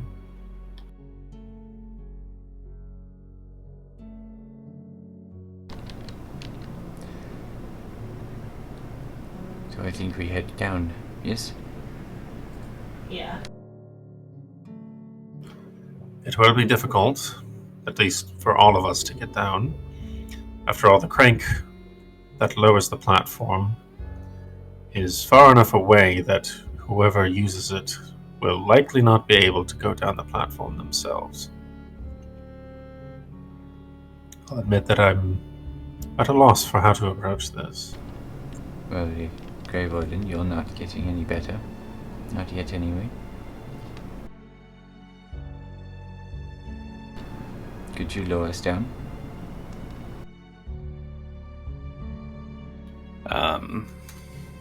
Sorry, you're speaking to the Grey Warden? Yeah. He'll look to all of you, and he'll look to the broken blade, and he'll nod, and he kind of limps over to it, and as all of you walk to the centerpiece, he looks to all of you, and he says, "Good luck. I will guard this lift. Should you need to return this way."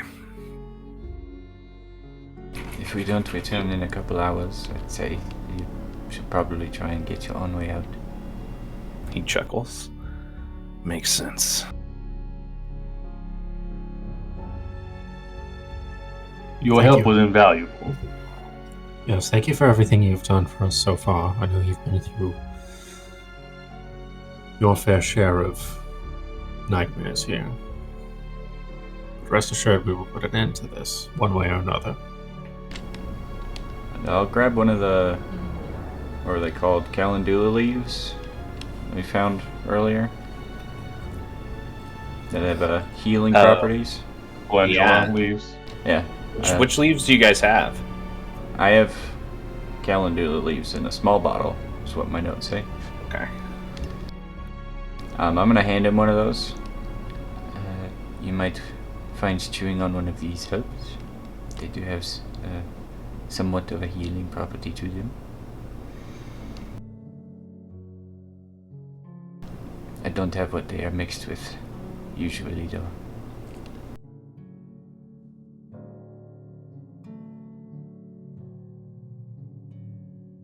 He looks at it and he nods. Perhaps I can find something to help me in here. For now, you should go. What's ahead is more important.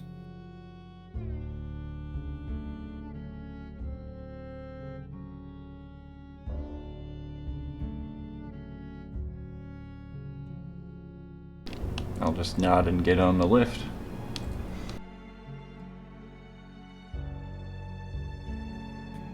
It slowly creaks downwards, descending into a long stone hall. An arch sinks back ahead all of you, where you can see what looks like a shadowy form, a humanoid shape. The back of Gareth Harlow turned to an arch that leads into his ritual chamber. His arms spread wide in front of what looks like a large bronze bowl, a well of popping, boiling blood.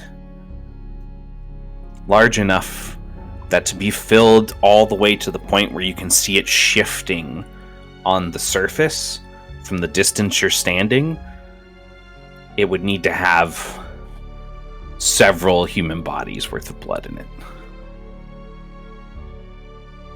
You see him reaching one hand down, lifting it up, and supping from his own palm.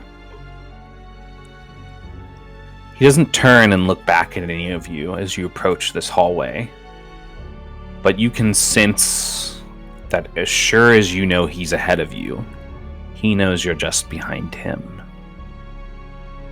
And as you close in on the Vampire Lord in the final ritual room, we're going to go to our break. All of you enter this chamber. I don't know why I put a grid on this, but... real quick. Chris, you healed me for 1, right? 1, Yeah. yes. 1? Okay. It's what I can do. A range band in this room is 10 inches.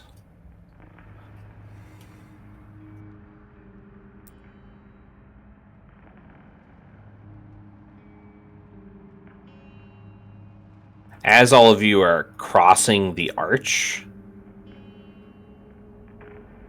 he shifts in front of the pool. He turns, his cloak kind of billowing, his cape kind of billowing past his body as he looks at all of you. There's this kind of roar of wind around the well. The blood inside of it seems to always be actively spiraling and bubbling, and runes and sigils glow all around it. You've arrived. I dare say, I do believe the doctor made his decision. A decision was made, yes. line. Now where is V? Well, just back there. He points across the chamber, past this sarcophagus closest to you, to one of the cages in the far corner.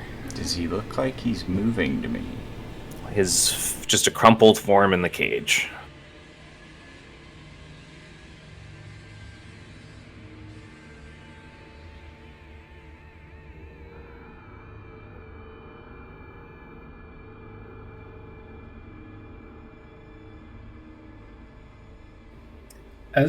As they're talking, can I assess the room? Go ahead and make a perception test. If there's anything hidden. You'll also be able to move a little bit at this moment, if any of you wanted to. If there's any hidden doors or creatures or objects, it's easy. Yeah, then it's easy. The target number is 15. Oh no. That's a 6. I'm distracted by something or other. So...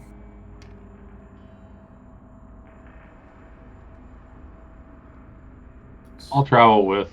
I'll make sure I'm like with. Should I make? Was that a perception check? Should I make one too? Yeah, perception test. Anybody who wants to. Oh, I can do that. Is it dark in here? It's dim. It's dim light. I got an 11. So yeah, it would be difficult for anybody who I got doesn't 13. have any extra additional So sight. my awareness is easy in dim light.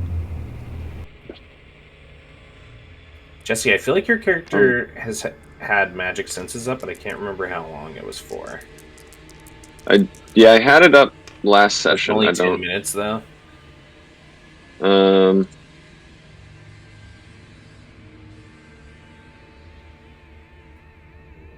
wait, I didn't put it. Okay.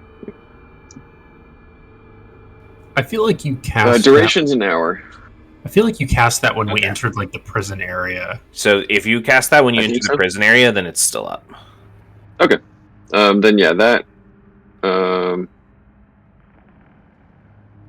that grants dark vision within 2 range mains.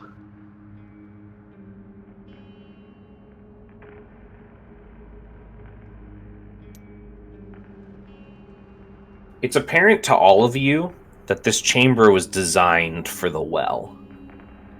All of its construction seems to support the structure that's directly in front of him.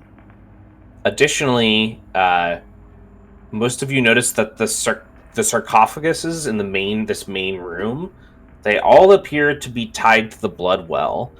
They're deep veins gouged into the metal of the bowl that trickle with blood and wind through the stonework, connecting with each of the sarcophagus.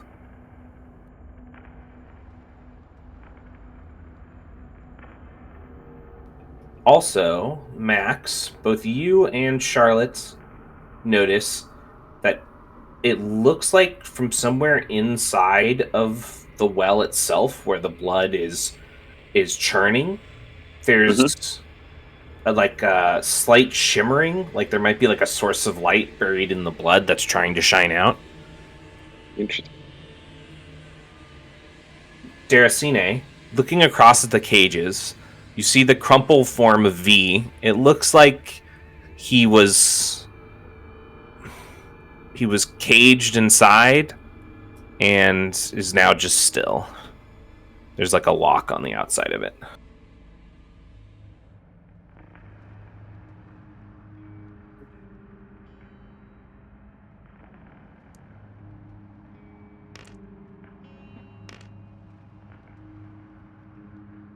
What is Gareth currently doing? He's watching all of you. Oh, he's watching us now. Okay. He's occasionally reaching back with one hand, and you can see some of the blood pulling from the well and absorbing into his palm as it chains. He was waiting to see if anybody was going to respond to him, since no one's immediately said anything to him. I'm going towards V. I would have just kept myself between. Deracine, Yeah, it's pointless. Think of all the time you have now with your gifts to make more important creations. Perfected ones. Not ones with so many mistakes. After all, his mind was broken, shattered into pieces. Think of how much better you could do if you had another chance. And now you have infinite chances.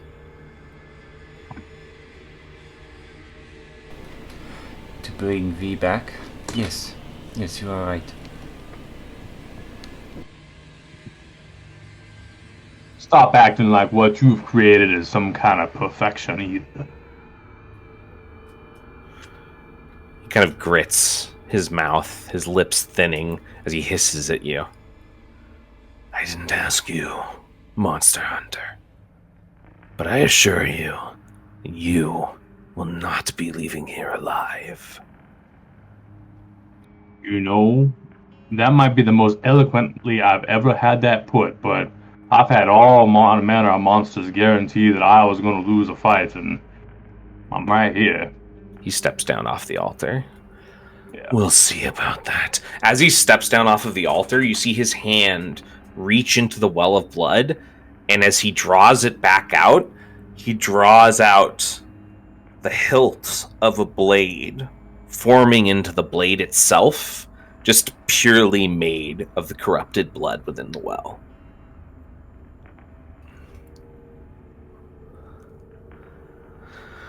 We shall see. And let's go ahead and roll initiative.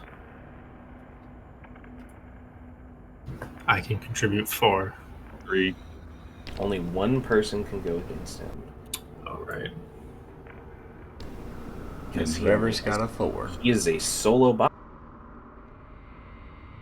Then my 4, I guess. Yeah. As a solo boss. Okay. He has a 3.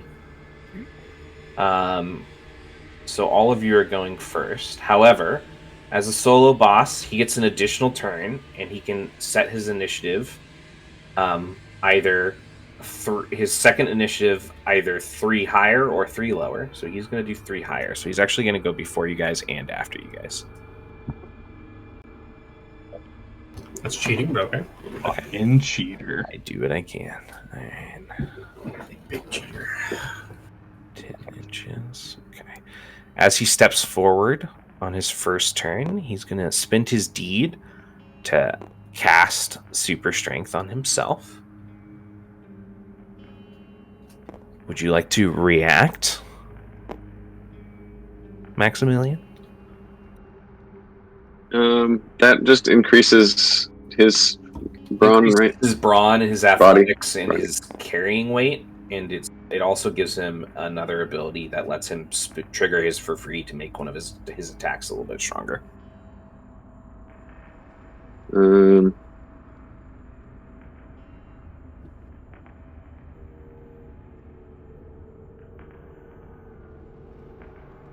It's decent. Yeah.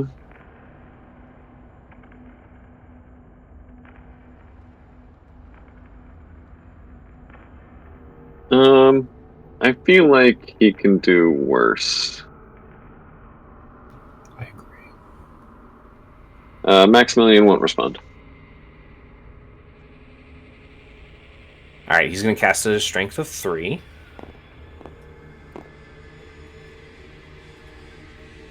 And that is the end of his first turn.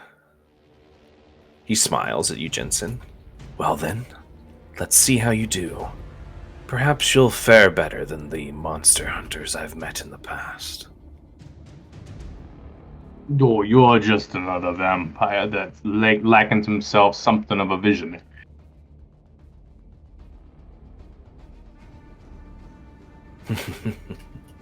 Who's going first for you guys?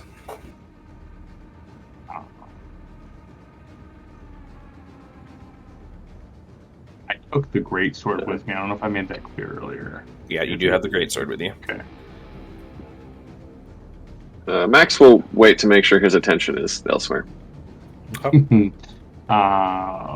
you give me that? You gave me that scroll of inner strength, yeah? Yeah. Okay. Yeah. Jensen, perhaps you can get him tied up, held down, perhaps.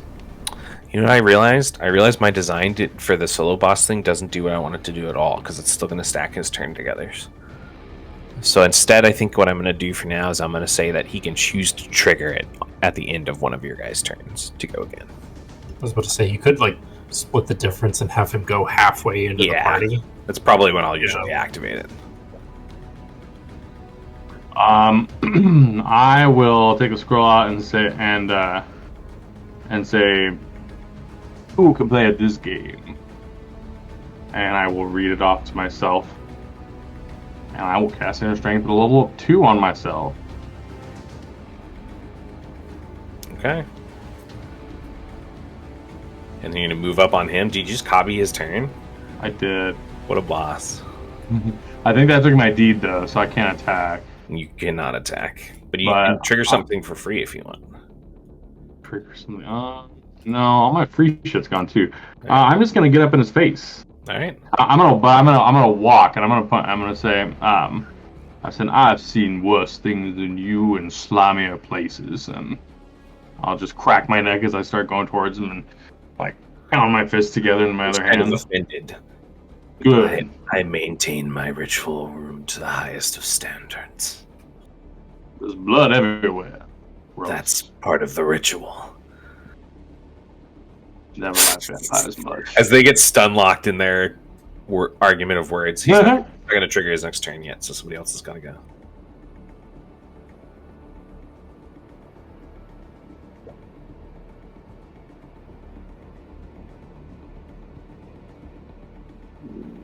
I'll go unless someone else wants to.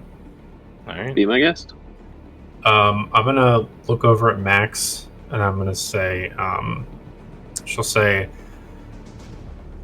I'm going to take a look at all this blood nonsense he has going on in this room. Perhaps there's something that's yet to come up. You said the blood well has like lines in the floor where blood is going to the sarcophagi? Yeah, they're like leading, trailing to each of them in several like different indentations and like pools. Are those little indentations, are they like open to the air? Yes. Okay. I'm gonna try to run over here. You can see them like in this area, like leading up to this one. Is there a way I can just like how wide are these indentations? They're not very wide, like a couple inches. They're like channels carved into the stone. Okay. And the stonework is carved that way, like all through the floor. Sure. And there's more than one of these for each. Oh yeah, there's like tons of them. Oh shit. Okay. Just little like rivers, kind of. Can I from here? Can I make some kind of check to just like assess the well of blood and just see if I can figure out what its deal is? Make a study test. You wouldn't be able to use the magnifying glass on this one, I don't think. You know what I'm gonna do actually? I have a feature that lets me once per day max out a wits roll after a roll. I'm gonna consider using that. And as I was saying that, I realized it says after you roll. So I'm just gonna roll. You haven't rolled yet. Oh yeah. I realized after, like, as I was reading it, like, oh, I can roll first. All right.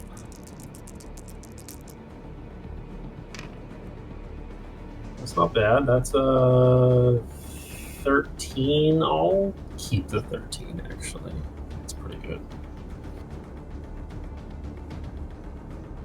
No, actually, you know what? No, I'm going to max that out. So it's a 24. I'm not taking any chances here. Okay. You can definitely see what looks like the top of a sphere, probably about the size of a bowling ball, that's sunk into the bottom of the blood. That's what's giving off the light. It's hard for you to tell at this distance if it's like attached or if it's something that's been placed inside.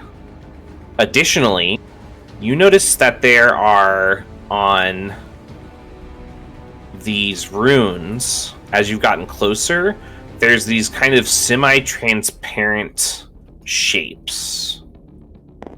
There's one there.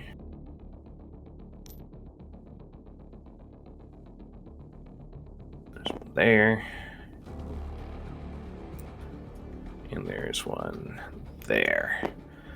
You know, based upon your knowledge is in your background, your kind of studying connection to nature, that these are pretty rare. These are called lays, and they can occur when material that's been carved out of magical ley lines from like deep places in the earth are concentrated in one place, and they're kind of like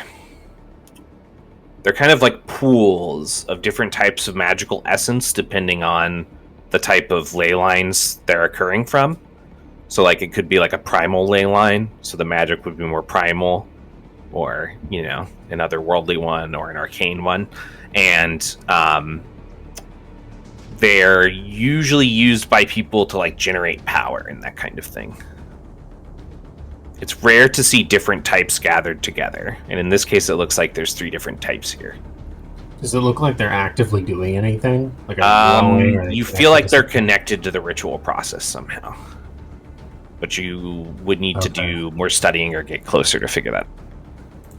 Okay, I'm gonna call out to Max, and I'm gonna point out those lays, and I'm gonna say, Maximilian, I think we might need to destroy those or otherwise disrupt them. I'll see what I can do, but I may need your help. Max will say, I'll be happy to do what I can. Do you expect they're more susceptible to physical or magical disruption? I would assume physical, right? I'll let the two of you make lore tests. Okay. After this, though, I would say that's probably the end of your turn. Yeah.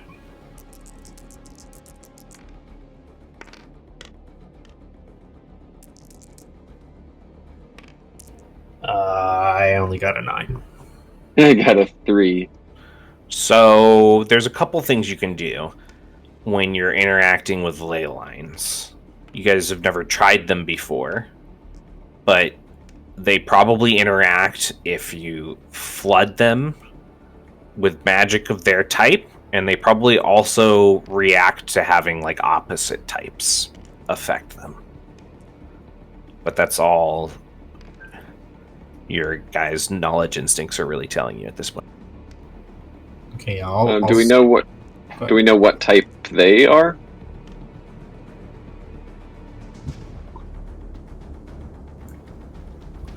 Based on the pictures, I'd say arcane, primal, otherworldly. Just as a general. Yeah, those are the guesses that you're feeling. Yeah. You might be able to study them more closely when you get closer, but sure.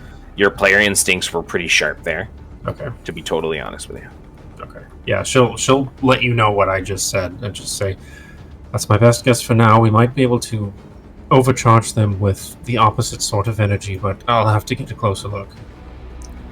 And you said they're susceptible to the same or opposite? You know that people try to interact with them different ways. Sometimes they try to interact with them and see how they're affected by using the same kind of magic. Sometimes they do the opposite. You're not sure. Okay. You're not sure like what those practices have achieved, but like player and character knowledge, you can guess. You can hypothesize together if you wish. Okay. That being said, though, her turn ends. He's going to trigger his second turn. James, are you with us? Okay, cool. Yes. He brings the blade up, and as that's happening, he looks across the two of them as they're trying to have this hushed conversation with each other. I can hear you. And then he's going to look back at you, Jensen, and say, unfortunately, you might not end up being my first target. And he's going to slash at you with the blade. I will use my reaction to parry and make an attack instead of... Right. He got a 24.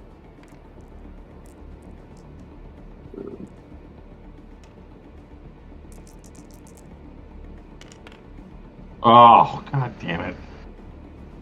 Okay, not that much. He deals 5 necrotic damage to you. And you gain the exhausted condition. I think I just go down. I can block 2 of it, so I take 3. Let me look at my... I might be up, so hold on. And then he is going to swoop around this corner. And basically it's like a shift in the wind, like a subtle shift in the wind, and you can feel him right behind you. I will activate which when he takes me down, my feature, this is my purposeful trigger. If I reach my health or sanity wound threshold for the first time and can see a monster, then you increase your wound threshold by an amount equal to the damage you are taking. This feature is triggered the first time you reach a threshold and cannot be triggered more than once short of long rest. So I'm going to increase my wound threshold to 3 and stay at 3. Or by 3 and then stay at 3. Nice. Yes. In response to Garrett saying that, I'll glare at him and say, I'm not the only one, but I am the only one you've got left. He squints. You think that insults me? I never cared for the witch anyways. We simply had an arrangement. Well, that arrangement is a foregone conclusion at this point. Do with me what you will, but it will not stop what will happen to you today. All right, Max, Daracine, Mm-hmm. I believe both of you have still not gone. Who would like to go? Right.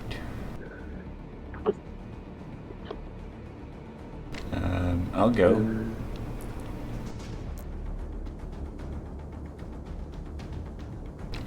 I'll take half my movement and go up to you, Jensen. And I'll pull out another ginger root. Just chew on this if you need some more. It will restore a bit of your vitality. Thank you. Yeah. And then I'll continue on towards the well. Okay.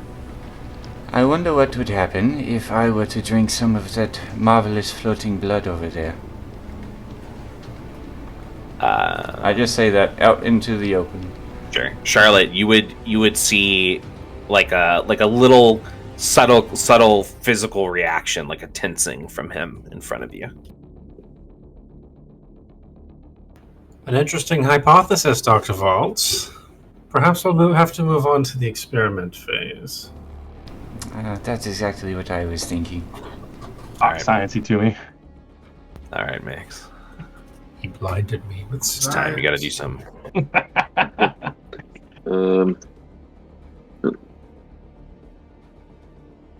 Okay.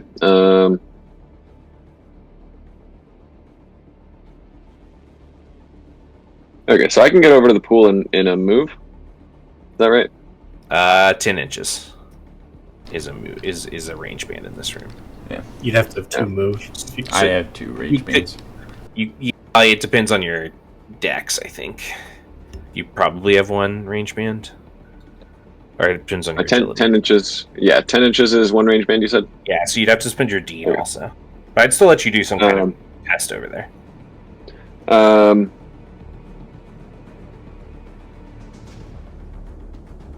Do we have any idea what types of magic are opposite each other?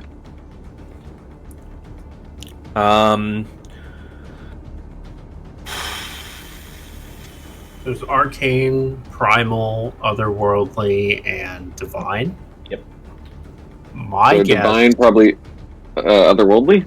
That's what I was thinking, and then arcane and primal. That's just me as a player guessing. Yeah, that seems logical.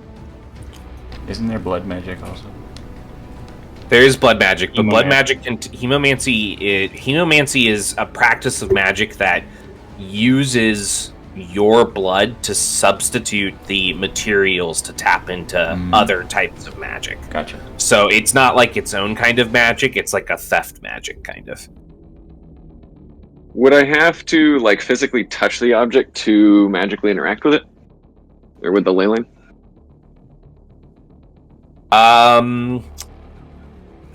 You could probably try to cast like some kind of ranged spell on it. You know, it would need to have like a strength to it. Like it wouldn't be like if it's something that's not requiring anything at all from you, it probably wouldn't have much of an effect on these. You'd need to go down a different route. It's got to get like overcharged. Which I know you probably didn't want to hear, but I don't have much of that left. Yeah, you sure did. But we said they could also be susceptible to physical disruption, right?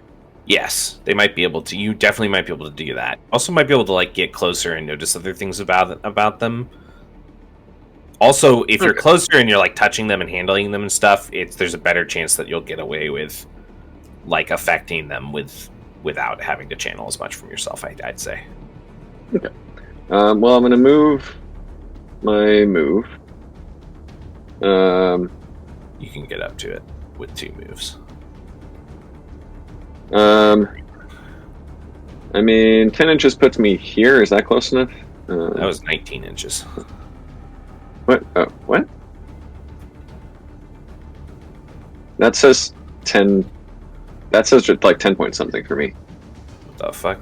Oh, that's weird. We're in different measurements. That's 20. Whoa. We're in different measurements, Wait. maybe? Are you guys in centimeters or something? Mine says inches. Mine says inches. Yeah, 10 is here for me. Yeah, 10's like right there. Weird. Okay. Well, that's fine. I'm gonna get. What, like here? Yeah, that's like 10. Something like that. Okay. What the fuck And is then I'm going gonna on, cast. guys? And then I'm gonna cast teleport. Okay, sure. And I'm gonna cast it for free because I can up it a strength to do that. Yep. And then I'll get up right to this one.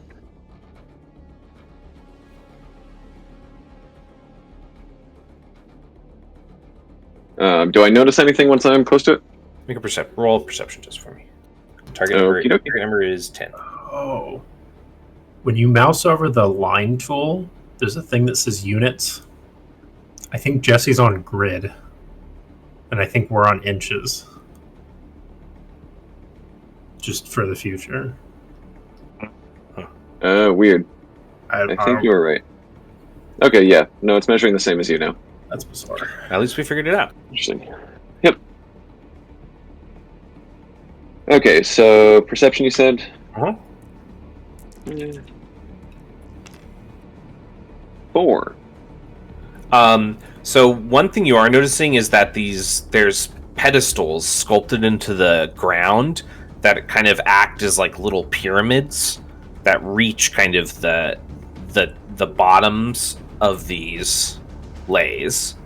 They're floating like just barely above them, and they're veined with blood-filled pools. Additionally, you're close enough now to notice that there appears to be some kind of orb inside of the well. It's what's emitting the faint light, the glimmer from inside the liquid. Okay. As Max is inspecting the little pyramid thing, he's gonna say over his shoulder, "Dear Doctor, there appears to be some sort of orb emitting the light within the well. Could be worth a look, if you're headed that direction anyway." I am indeed.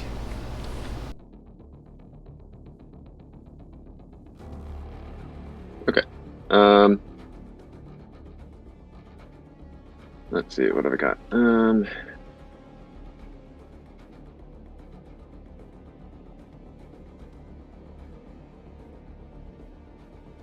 Okay. Max is going to reach out for any sorts of like loose rocks or rubble or things like that are on the smaller side. All right. And he's going to use telekinesis to try to shoot 2 of them at the little pyramid thing holding the blood underneath the ley line. Sure. You reach out and you pull chunks of loose stone in to try to damage its structure. You just need to roll attack rolls. You just need to beat a target number of 10 to affect it. Okay. One moment. It's this one. This one. Alright, that's a 16 on the first one, and a 4 on the second one. So one of them affects it. You do shatter some of the veins, and you notice that the transparency, it starts to like fade a little bit. Like the transparency in the object, the lay itself grows. Great. Becomes less substantial, I guess is what I should be saying. He'll actually position himself on the opposite side of it from the vampire. Sounds good.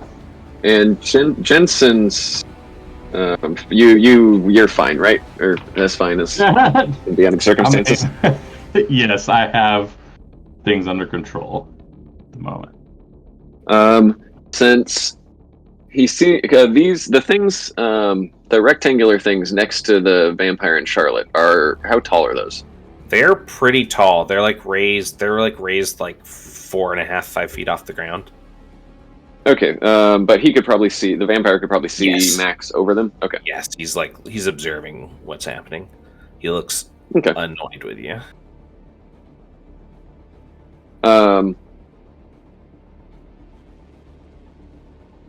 Alright, yeah, I think that's my turn. Alright. The vampire is going to leave you for a more pressing target. As he shifts in, he's going to make his cursed strike at you. This is going to be against your dodge, Chris. And wow, he rolled a 10. Don't forget about momentum, guys.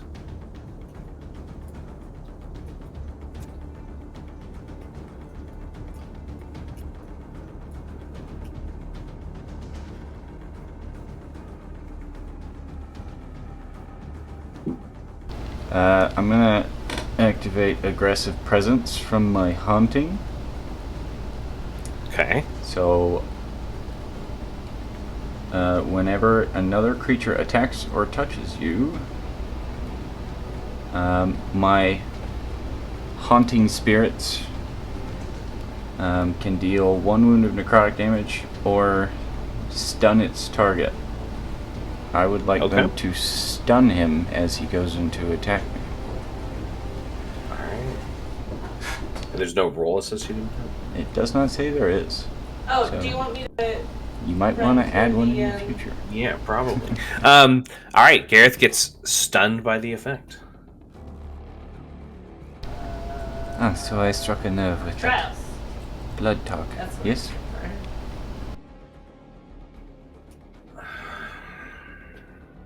He just hisses at you. His turn ends. Who's up next?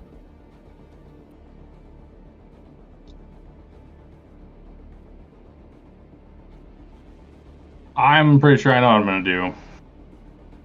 Of what? Well, was I not interested enough for you? All right, become a bit bigger distraction, and I'm gonna pull out the potion of beast, whatever potion of beastly transformation. Oh boy. I'm gonna drink it. Alright. What is it? It's the target number? Or the threat? It is. You drink it and you transform into a beast type creature of a threat equal to half your character rank rounded down. So 3? Your character rank is yeah. So you could turn into a wolf. You could turn into a Wolpertinger. You could turn into... Yeah, I think that those are the 2 that I've got for you right now. Everything else is going to be higher. Okay. Damn. I was hoping for something a little bulkier, but... Yeah, bears are like 5, though. Damn. Alright. I mean, you're going to get a temp HP pool. That's what I was going for. Because I can only save myself once in that way. I did it before. So, I will turn into... Tempted to turn into a Wolpertinger. So they're like, what are the... I guess I wouldn't. Yeah, I'm going to turn into a Wolpertinger. Okay, for sure. You know what a Wolpertinger is. Well, you don't know what a Wolpertinger is, but you've seen one before. You've turned into a rabbit that looks very similar to the strange rabbit that a certain mage performer has been pulling out of his hat. Yeah. I take my own creative liberties on it. In your disc. Yeah. It's a rabbit with antlers. Yeah. So a rare mythological creature. Cool. Yeah, I would definitely. Alright. You can still move. I don't believe you moved. Yeah, I'm going to move up and I'm going to attack him.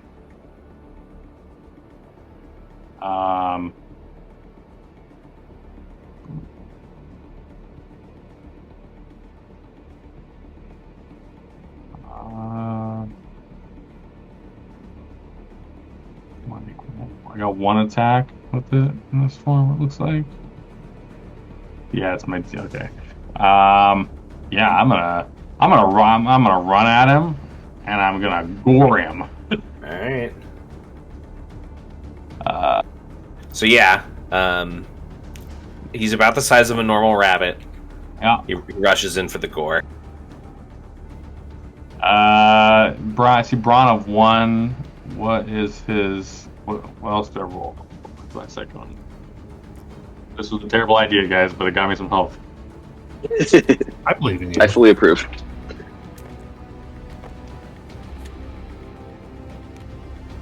How did you pick those up independently? The other ones?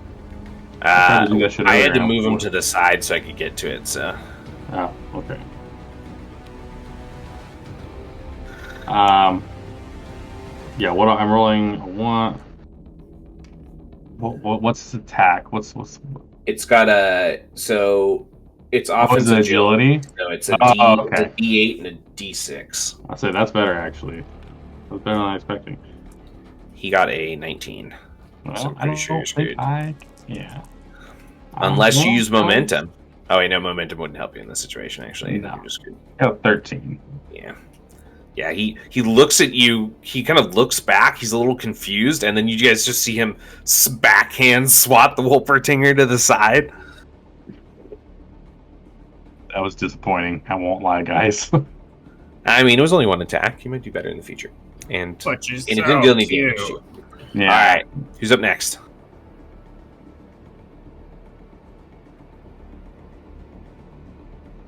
Maybe one of you guys should do something, since he's going to get a turn right after you. Yeah, he's only should we stunned until the start of his turn. Yeah, he's... Technically, he is stunned. He's stunned until the start of his next turn. Well, the thing says it can stun the target instead, so I assume it's just... It doesn't have a time limit on the stun either. It just Yeah. says It's stun. Oh, well, it's just done permanently. That's Yeah, nice. it's just stunned permanently now. I'm He's stunned just until the assuming start of his until next his turn. He next can turn. go. Yeah. Was there any negative effects on his dodge roll based on him being stunned? You just Oh, yeah. can't. You just can't take a deed or move. You know what? What it says. Oh. You would have had advantage, but I could only roll one better. So. yeah, and it wasn't enough. Should we be keeping to the same two people going before him and the same two people going after You him? don't have to if Or- you guys don't want to. Hmm. It's up to you. But you know you've got one more turn to activate him again. Yeah, I'd say Max either continue trying to destroy that, or I'm see what he can do, what I can do with the blood.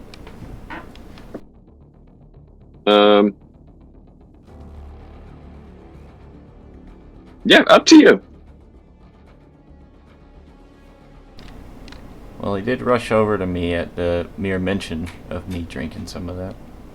He did seem more concerned by that than me throwing rocks. Although you throwing rocks has been a problem for our enemies in the past. Yeah, I'll go up Yes, to the well. Statistically speaking. Particularly that witch didn't really like it when you did that. I'll hold my hand out like he was when he was absorbing some of the blood, and see what happens. Okay. You could roll a Constitution test, or you could roll a willpower test. Willpower. It's against a target number of 10. Would you guys mind if I momentumed this? Um, Go for it. Be my guest.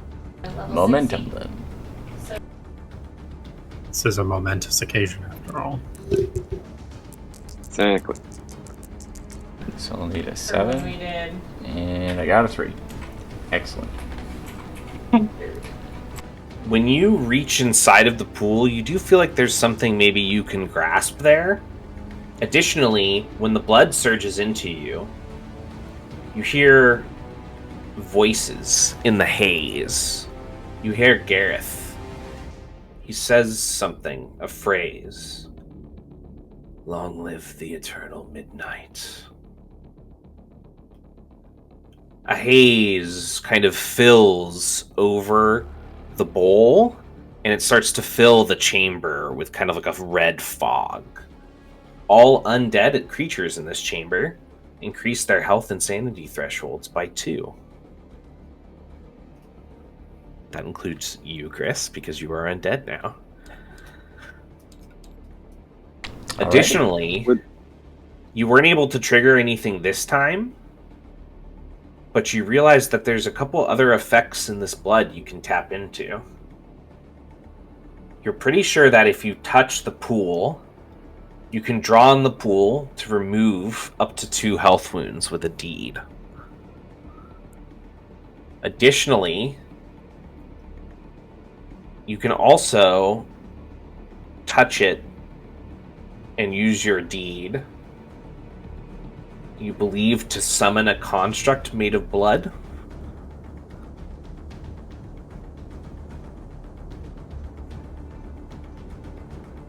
You're pretty sure that these are effects that he can tap into also. But you're not able to do anything this turn because you failed to grasp it.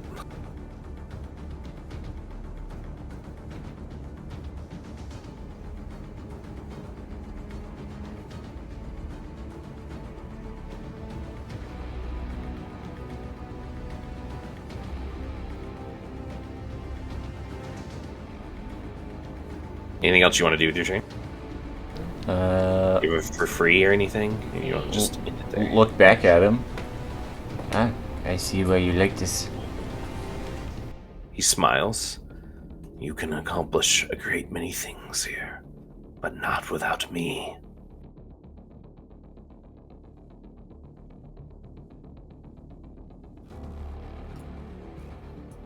He's gonna go with his second. And he's going to move away from you.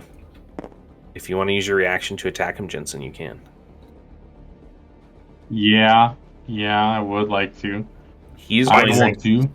Yeah, exactly. He's going to spend his reaction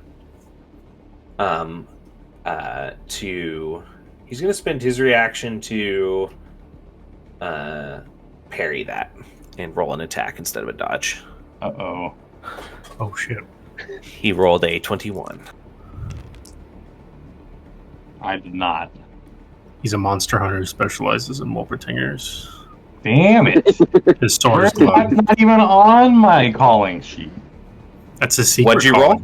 Did you roll less? Yeah, I rolled like a 5. There's a ring. A jarring thrum. A vibration that's so violent it actually hurts your wrists as your blades clash. I'm at Wolpertinger. Oh yeah, as he clashes with the antlers, and you feel both of your antlers split and break. Ow. Oh. Then, on the bright side, James, you found a way to get around Matt breaking your weapons. Yeah, correct. These are only temporary. That is the goal of every campaign, James. Moves on Daracine, and he's going to attack you with his sword. He rolled a 18. An 18. Yeah. I can't roll that high, but the thing says I could stun him again. Because I have my reaction back. What was I thinking? Yeah, you can block that attack. Alright. Who's up? I can go, I guess? Yeah, go for it. What?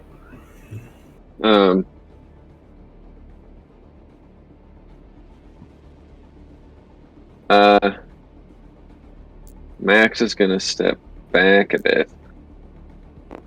And say, as he's still got his pocketbook out from his previous action. As he's stepping back, he's starts reading from it and raising his cane in the other hand, and he's going to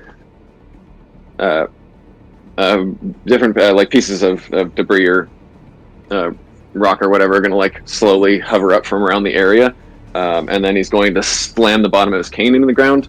And send 2 pieces at each of the 3 ley lines. Okay. Just gotta roll over a 10 to effectively hit it. Or a 10 or over, I'm sorry. Yes.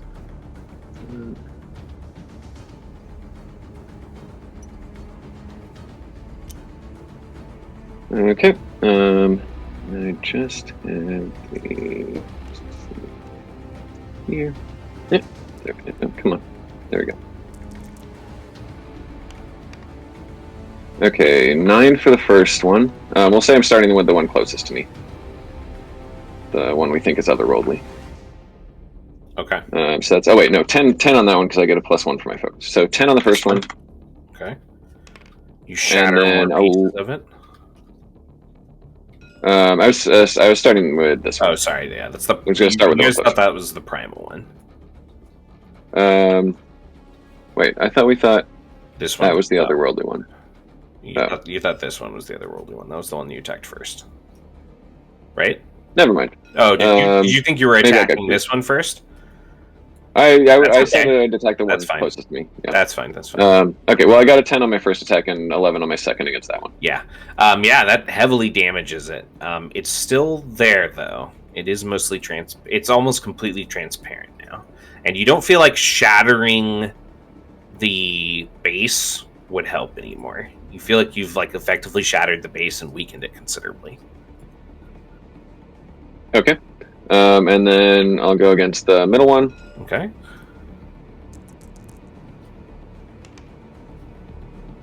Uh, 15, and then second attack against that one, also 15, surprisingly. Yeah, you feel like you've effectively shattered that base as well. It's still lingering there, but it's mostly transparent. Then the third one, 6, and then just scatters off. 10. 10, yep. You damage that one, and it starts to turn slightly more transparent where it floats. Okay. So yeah, you guys watch as he does a considerable amount of work weakening these up for whatever needs to be done to them. Okay, so I'll move. Yeah, so I'll move over next to this one. Alright. Okay. Me? Who's up next? Yeah. Alright.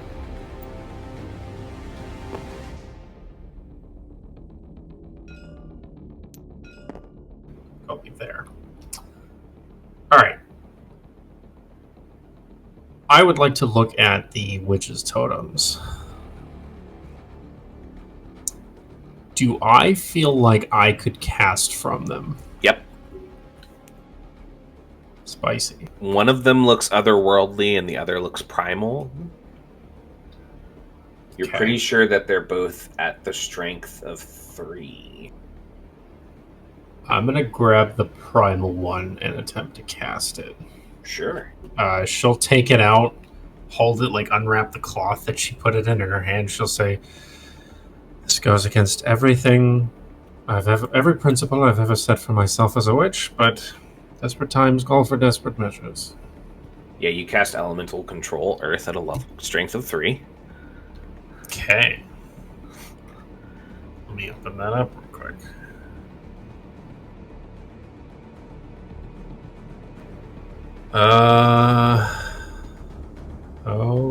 Okay. Is this the last turn? Of the round, yeah. Okay. Okay, so I have all these different things. So the next turn I can activate one of these. The earth starts to churn out of the stone, and stones and clods of dirt and stuff start to swirl around her as the sigil shatters in her hand and the casting comes to play. She basically just turned into an earthbender. Okay. Well, these all take my deed, so... You can do one with the activation. Right. I think I just forgot to write that in there. Okay. You know what you're doing to increase it because it's at a strength of 3. Oh.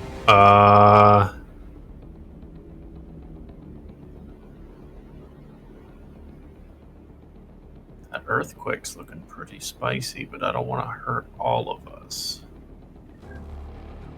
Oh, you can only use that once. Yeah. Okay. I think I'm going to choose the one that empowers Earth and Strike. Okay. Oh, this may not go well. I will attempt to just create an earthen gauntlet around my hand and just slam into this one that's next to me. It says make an unarmed melee attack with the gauntlet. On a hit, you deal your normal unarmed damage +1, except it's +2 because I empowered it. And it's bludgeoning damage.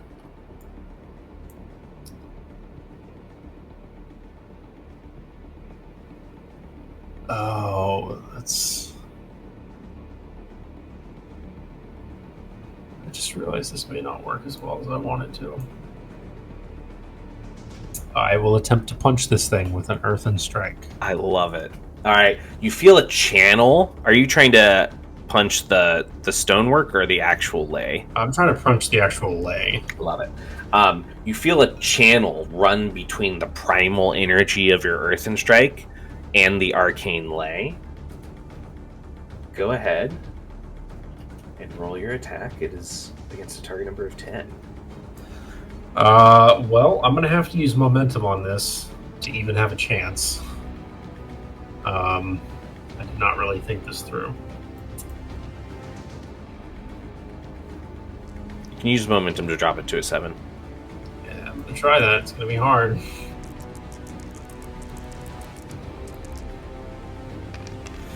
Ooh, just short. Nope. Damn. You do feel like a pulling connection, though. Like, you feel like that would have had a pretty strong effect if you had hit. Okay. At the top of the next round. Oh, that is not gonna work. He's going to try to strike... no. He's going to shift around to here. And he is going to attack you again, Dari. Alright. I can't stun him. I don't have a reaction again. He rolled an 8, which is like the worst he can possibly do.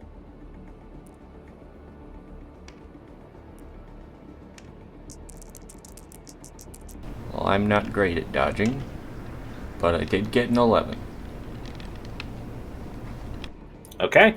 Yeah. So you're great at dodging is what I'm hearing. He's going to shift with the rest of his move over to here.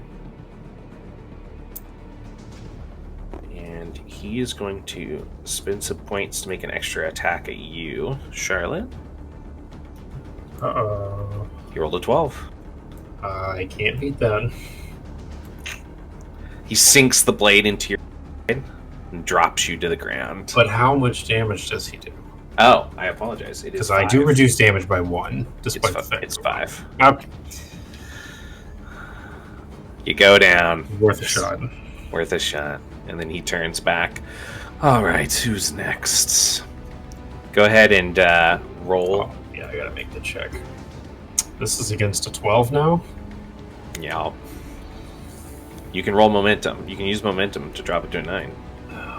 We're probably out, aren't we? I feel like we've used No, you've got lot. 2 still. Oh, shit. Let me see. I'm rolling against a 12. You're using resolve, I would imagine. Yeah. If I don't use momentum, I can't pass it. Pretty much you should use So I momentum. guess Sounds I like have to. use momentum. Alright, so it's a 9. Yeah.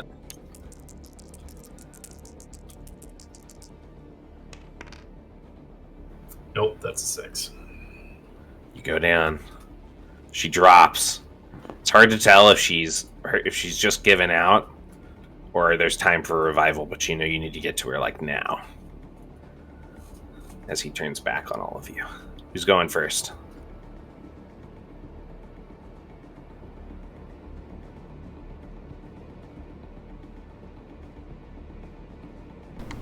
I have no way of healing her.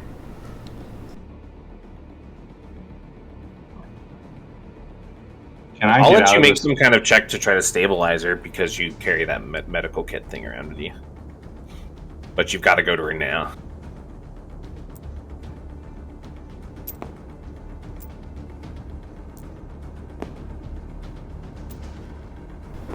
Yeah, I'd rush up.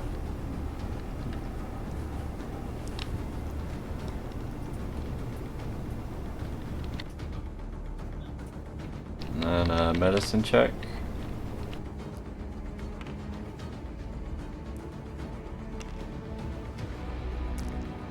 Yeah, make a medicine test for me.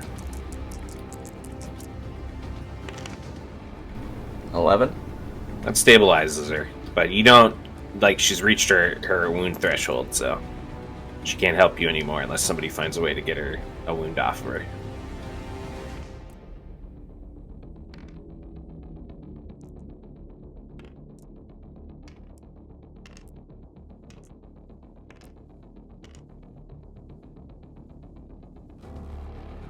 Alright.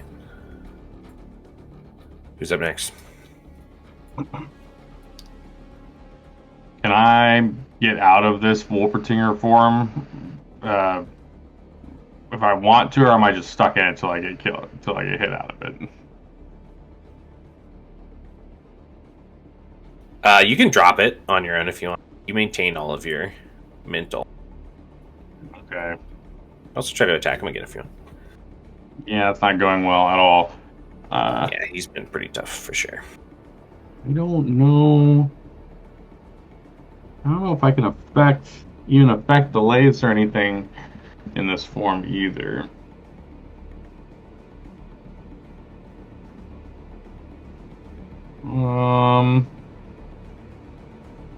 Yeah, I'm just looking as pissed as the Wolpertinger can be, and I'm gonna start bounding towards him and come out of the form with my blade drawn and try to attack him.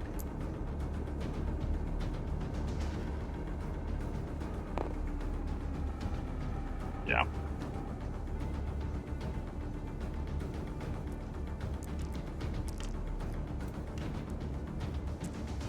All right. You see the Wolpertinger leap through the air, and as it does, it turns into Jensen swinging out with his blade. 21. That hits. He All did. right. He did attempt to parry because he has 2 reactions, but he failed. All right. So that's. I guess I can mark him too. I mark a vampire. You sure So, can. and so that'll be 5 damage. Okay. Looks like he definitely took more than 1 wound from that. Yeah. So I was. He swings back around on you. Yeah. I'll say mistakes were made.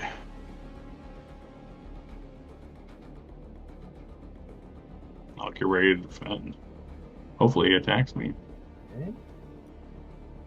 Yeah, he's definitely going to try to attack you. I'm gonna try and parry him. My reaction. Rolled a 16. You bring up your blade. You stab across to parry away his strike. 28. Parry away his strike. Deal 1 slashing damage, which I imagine doesn't hurt him. But it does not hurt him, but he stays put, and that is his turn. Which means we have Max still to go.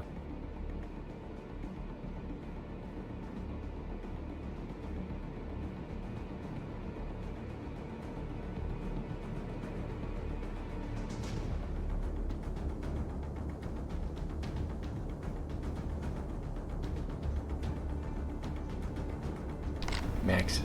So I'm next to the one that we believe is primal, correct? Correct. Okay. Max is going to reach out towards it and try to cast telekinesis on the ley line. Okay. You reach out. Your magic attempts to grasp the ley. Make a power test for me. Okay. It's a target number of 10.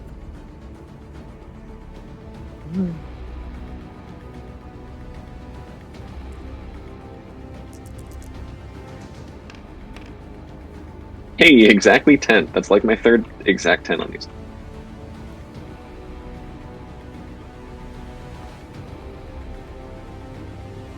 You channel the arcane kind of essence back into this primal ley, and it dies. It just falls completely transparent and then just fades out of view. As it does, the churning in the well of blood seems to die. If I had to put just like a totally random amount on it, it's like 1/3 less violent. Wow, what a weird random amount. Cool.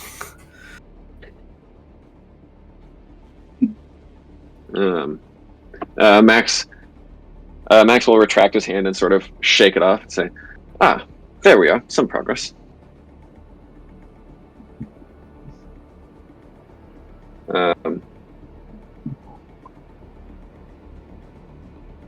Yeah, and he's just gonna sort of crouch down and try to stay a bit out of sight as much as he can. Sure. Well, Gareth is done with this monster hunter, so he's gonna attack, and he's gonna spend a momentum. Thanks, guys. Yeah, now I'm gonna go down. I can't react. All right, I'll react. You still get to roll a dodge. Yeah, I do.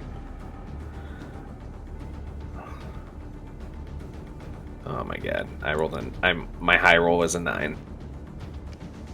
That's good. I have a chance. You can use momentum. I don't think this. Nah, I'll try it. Start at 9. You got a 9? I did. Yeah, that means he hits you. Fuck. His blade, however, has been weakened when the well was weakened, so now it is 4 damage instead of 5. All right, I take 2. I go to 1. He's gonna stay put. That's his turn. Who's up next?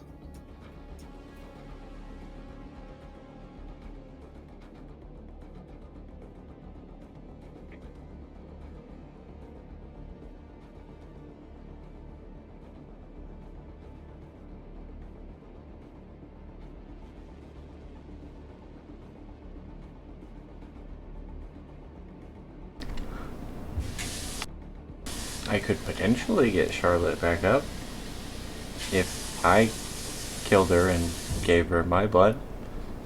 That is true. Everyone's a vampire by the end of the session. Eye for an eye, Chris. I believe I have 1 healing poultice, but you stabilized her, and I felt like I could be doing more useful things. Yeah.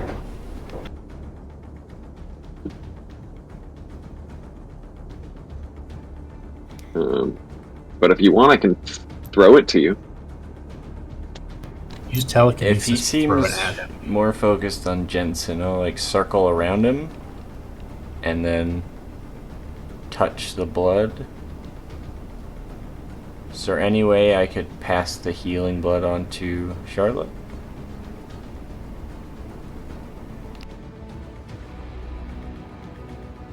You want to do what exactly? You said one of the things I could do with the blood was healing. Is there any way There's I a could feature. pass that on to Charlotte? No, There's the a blood in the well. Oh. Or would I think that's not going to work? No, it's pretty much just for you. Okay. For him. Well, then can I make a blood construct? Yeah, you definitely can. You reach into the well and you draw out the blood, and a humanoid construct made entirely of blood forms next to you. It looks to you silently for command. Oh, end him? I'm just pointing at Gareth. It swirls into particles of blood as it shifts to this other side, and it reaches out attempting to strike him. He dodges the strike, but now it's like harrying him and trying to attack him. You've tapped into the blood well. The eternal midnight is my creation. You will have no part in that. I believe I already did.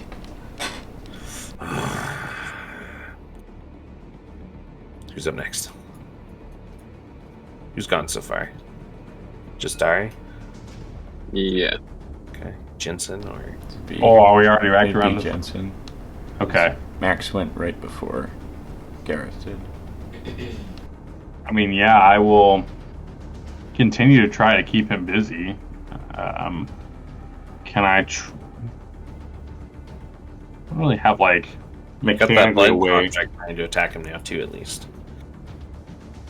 Yeah. Yeah, I think I'll just attack then. I think I'm best at trying to whittle this guy down and worry him a little bit. Sure. I will have taken that attack, and then I'm gonna feint high and go low and try to slice it as like where his knees would be. Sure. He's going to use his reaction to parry. He got a 16. Ooh, I got a 20, 28? 20, no, 30. Sorry. Yeah, you strike him again. That is 5 more damage. Yeah, it's a couple solid wounds on him. He's not looking happy with you. He's starting to. You feel like he's starting to perceive you as more of a threat. It's funny you call it endless midnight. An endless midnight. It will not be endless. There will be an end for you.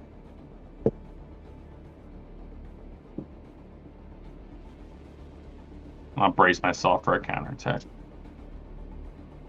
Try to maneuver myself if I can. Is there really a way to get myself in between anybody? Not really, huh? You can, if you want to try to push Dare to the side and get in between them, I'll let you do that for free. I would like to do that. You kind of shift Dare. I imagine he won't mind, as long as I don't take you out of range of the pool.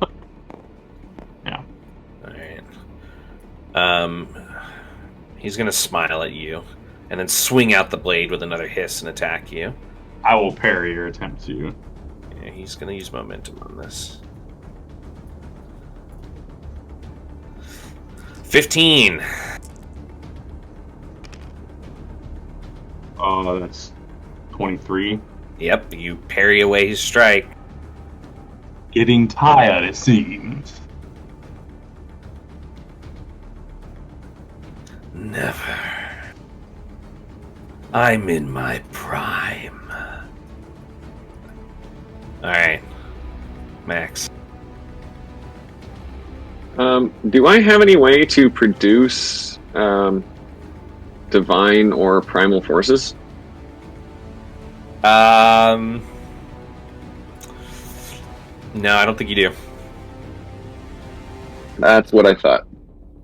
You think that you might actually be able to attempt to counter the otherworldly with arcane, just so you. Oh, okay. Then I will attempt to do that. It's what you're hoping is it's more like a Pokemon thing, and less like how like they like grass beats water, water beats fire, fire beats grass. Like they're not they're like a circle. It's more of a web. Triangle. That's what you're testing right now. All right, great. I'm going to do the same thing on this one. All right. And hope for the best. Get a 10 up. 7. Oof. You feel like it would have worked, but you're going to need to try to pump more magic into it. How much effort do I need to be putting into this? Is it less now that the supports have been destroyed? Yeah, you feel like you're able to do it like you're only able to attempt it without having anything to expend because you destroyed the support. Okay, great.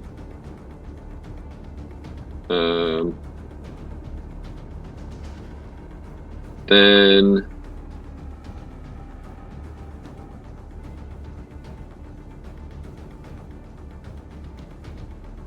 I'm gonna actually was here. Oop. Right. Yeah, so I'm actually gonna go to this side, and can I also pass off the healing poultice to Dari? Yeah, you can do that for free. Okay, great. Then I'll also do that. And then I'll try to stay a little bit more away from the blood. All right, sounds good.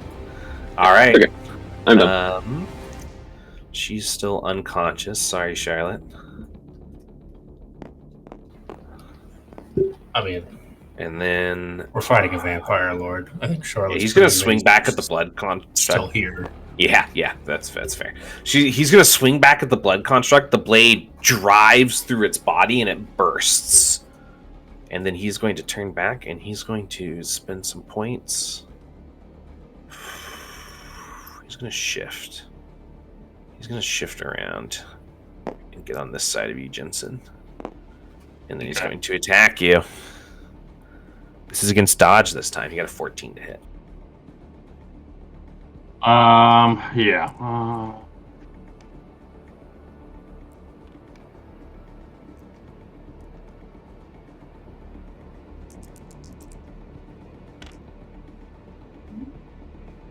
7.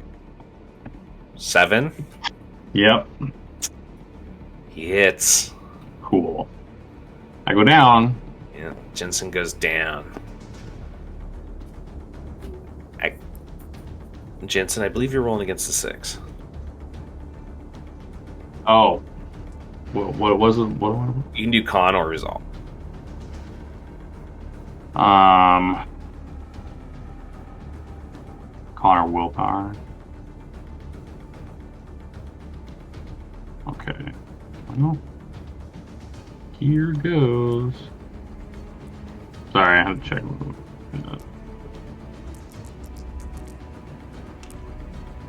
Ooh, almost max.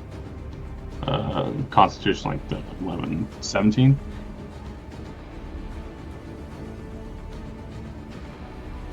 Okay. Alright. You are unconscious but stable. He looks to the two of you that are still standing. You're running out of friends.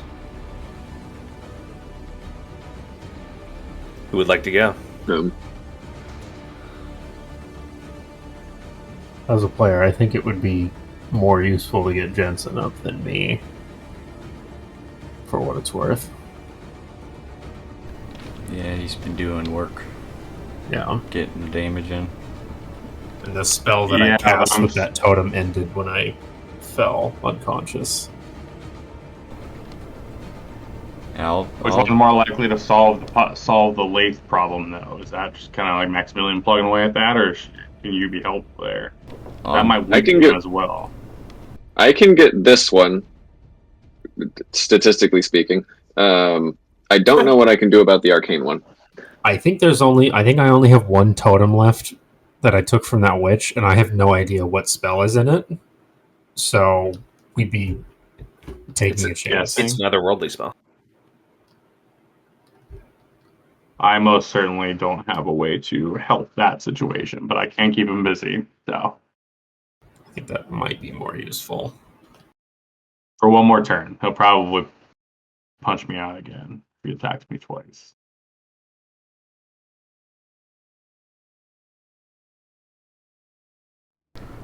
Alright, who's going? I'll use the poultice on Jensen since I don't have to leave Garrett's influence to do that. Jensen, you come to. Pull yourself up off your knees. I see you've still got some fight in you after all. Almost like I'm one of you undead creatures. Hardly. Ooh. I can smell your blood. You're not getting any of it. Who's up? Do you want to do anything? Try to do anything else with your turn? I don't have any other actions. Alright. Who's up? Jensen or... I can potentially weaken him if I can take this one out. Unless you'd rather attack him. Nah, try to take it out. Maybe I'll get an extra point of damage through or something. Might matter. Alright. I will attempt to channel energy through this totem again.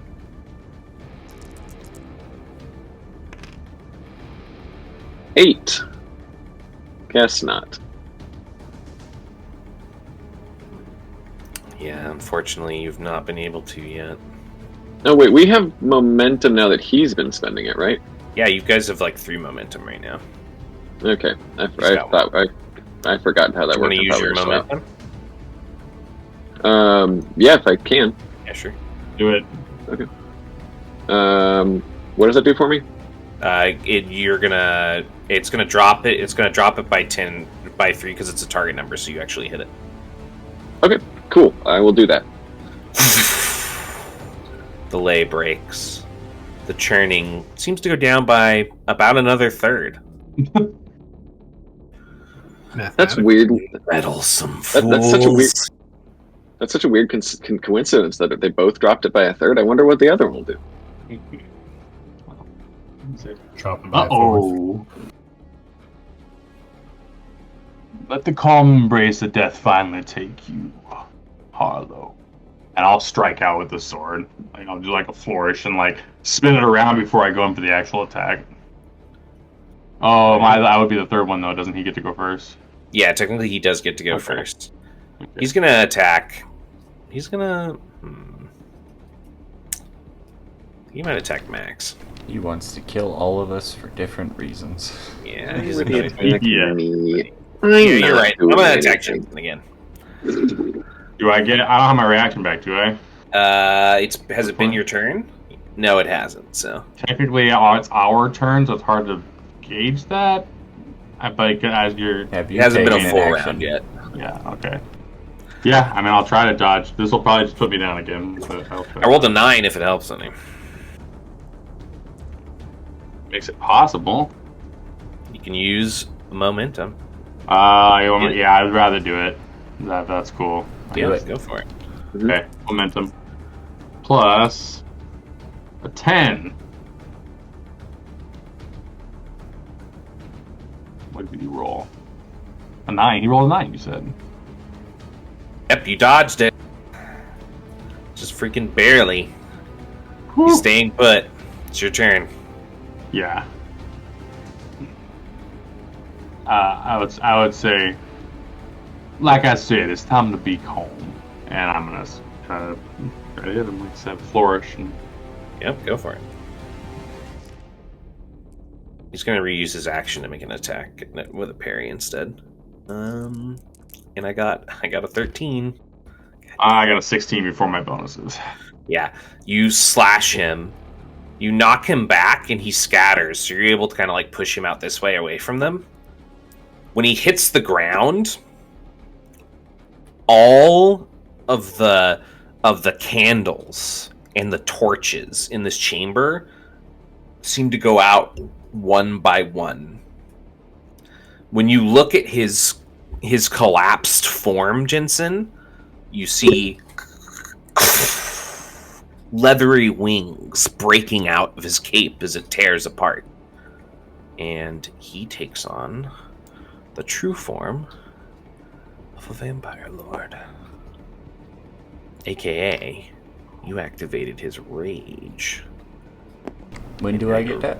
Fucked. When do I get that? When you've spent 50 character points in vampirism. I actually think if you kill him, you can just take that from him. If you kill him, you works. get Yeah, all yeah, his that's how it answers. works. That is Like how it Andy. But because he is one and he sired you, you can do that.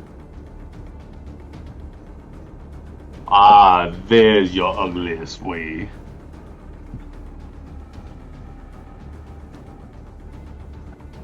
I'll walk towards him with like a big grin on my face, blood fucking everywhere.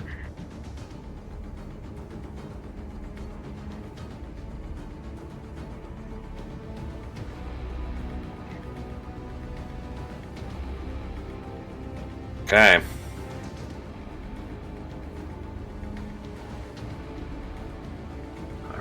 Alright. Who's up next? Oh, Jensen was the bottom of the order, right? I think so. Yeah. Did all four of us go? Yeah, he's gonna rush you. The sword is gone. He's going to attempt to bite you instead. I'll use my reaction to try to parry and maybe catch his teeth with my sword. Got a 19. Fine. That's a 23.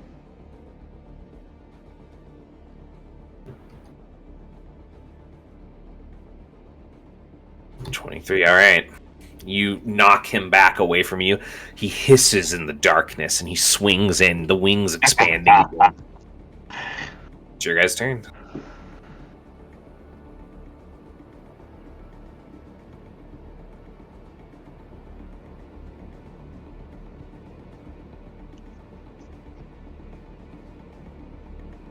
I'll attack him again.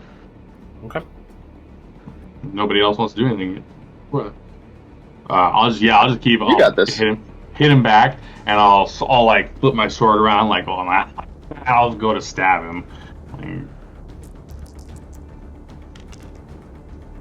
Oh, that's a 22. That hits. Yeah, 5 more damage. That's another. I slash down, like Damage. try to go through one of the wings. Yeah, you literally slice wounds through the wings as you swing back and forth. He's looking pretty hurt now. And angry. Away. Fly away. I'm advancing on him. I'm not letting him get any closer to any of the rest of the people. I'm just trying to push him and push him and push him.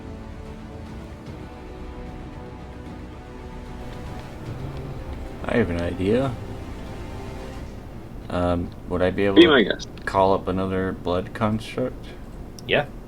Yeah, I'll reach in and pull one out, and then tell it to destroy that ley line. All right. That ley. Interesting. Okay. The blood construct wheels back. It swings out, and you see the palm of blood start to wrap around the lay. As it does, the light from inside the lay starts to crackle, and the whole lay shatters. As that happens, its body explodes, and energy kind of wafts out from the well itself. Anyone who is within 6 inches of the well gains or can remove up to 2 health wounds, which would technically bring you up to consciousness, Miss Charlotte. Everyone? Yeah, everyone is within 6 inches of when the effect goes off. Interesting. It triggers the layer effect on everything because it just like washes the blood out into a mist. Looking down in now the still waters, you can see a couple feet deep at the center of the bowl, there appears to be a pure orb of shimmering light, like a trapped sun sunk to the bottom of the pool.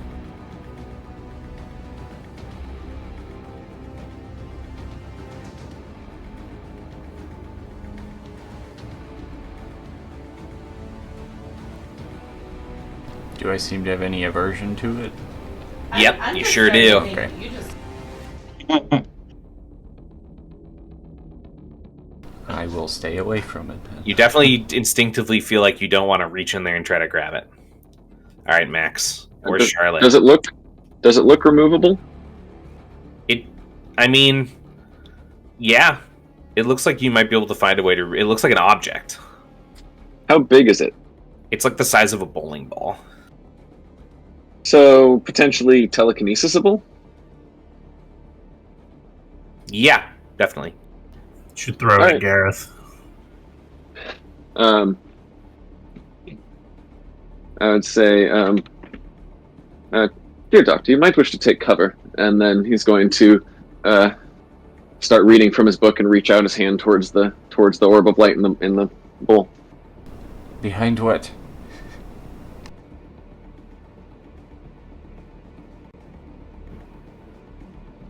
He's just going to kind of shrug as he keeps reading and concentrating on what he's doing. You haven't moved yet. Where would you like to move? He said It's about 5 feet tall. You could dive behind it, maybe. Yeah. It might be better, honestly, based on where you're positioned, to try to get behind, like, the statue. Oh yeah. Fair. You see him run behind the statue. Do I need to make a check to pull it out? You do need to make a power test for me. You feel like the pool is trying to hold it inside, like the ritual is trying to trap it still. It is a power test against a target number of 12. Anyone mind if I use momentum? Do it. Fucking get Great. Using momentum. Alright, well. I got a 3. No, wait, I got a 4. You're I gonna got need a at least 4. another round to try to pull it out again. People have got to Yep. buy you time. All right. Before the last turn, I think that he still hasn't taken his second So he's That sounds right. going to shift around and he's going to attack Max. Really? What have I ever done to him? You fucked with all of his stuff and he can't leave you alive anymore. He's going to make a vampire bite against you. He got a 6. Yikes. So I'm rolling dodge? Yep, you sure are. Unless you've got another way to react to it. But no. You seem like you're pretty cashed out, if we're being real. Yeah, I don't know what you're talking about. I'm sure it'll be fine. I get 2d4. What could possibly happen? I got a 5. Yeah. In the future, you could have used the last momentum to get a second roll and take the higher. But that's okay. Yeah. It'll be fine. So his vampire's bite deals 2 piercing damage to you. Okay, I take 2 damage. He is not. He's gonna save that. That's his turn. Charlotte, you're conscious again. Blood is everywhere. You can see that he's trying to use telekinesis to pull the orb out. Okay. And the lays are all taken care of. Yes. I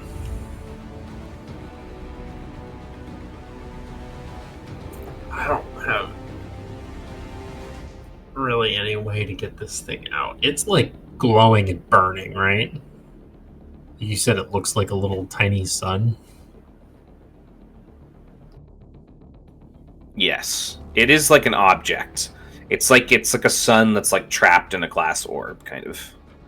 That is the vibe you're getting. Is it like giving off heat? Like you think it probably is. The blood is still boiling, so it's just not. Okay, so it's probably very hot.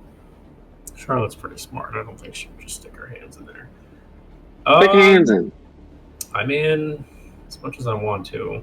I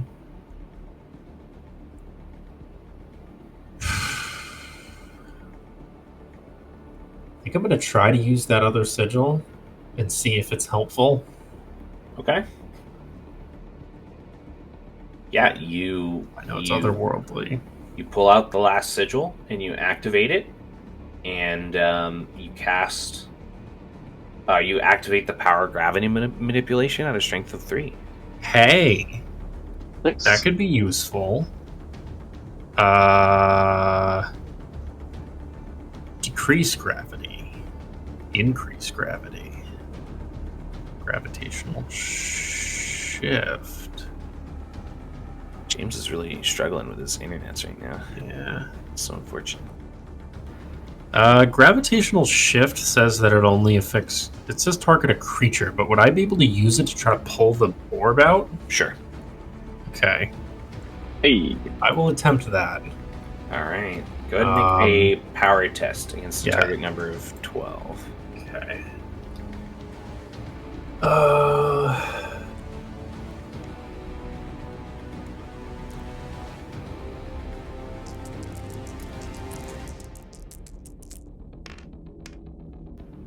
Oof, that's a 10, I think.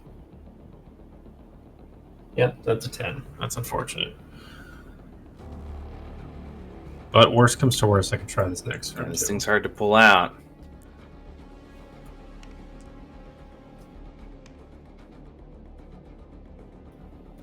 I think James might have to try to do a restart really quick, so his turn's going to fall back. He is, however, going to get attacked. I will do a parry for him. He parries away the bite again, which leaves the vampire distracted. He's locked with Jensen as they're kind of battling this way. He shoves him back up against this sarcophagus as they're fighting. And that leaves the 3 of you unhindered. Who would like to go first? I mean, I'll try to telekinesis again unless Dara wants to do something first. No, you try that. Yeah. Alright. I'll do something if you fail. Max flinches and stutters a bit as in response to the bite, but keeps his concentration and tries again. Alright. Let's get to target number 12. You still have momentum. 12. On the dot.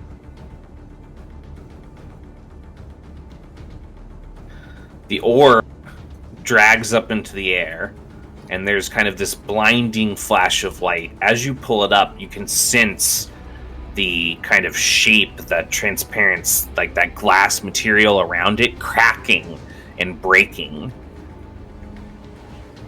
As Gareth's monstrous form bears down on you, Jensen, he kind of shifts back and he looks at the light. No, a midnight. No! It shatters. The light blinds all of you as you hear him cry out with a screech. And then as that light abates and all of you look around, the ritual circle has died. And where Gareth Harlow was bearing down on Jensen, there's nothing but a pile of ash. What would all of you like to do?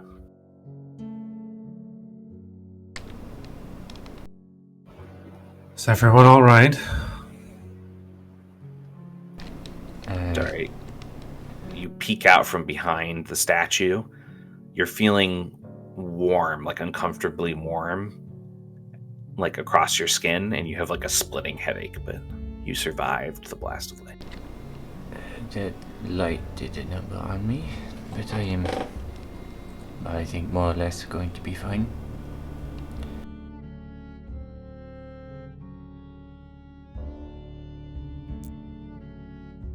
I need to check on V. Yes, let's see what we can do.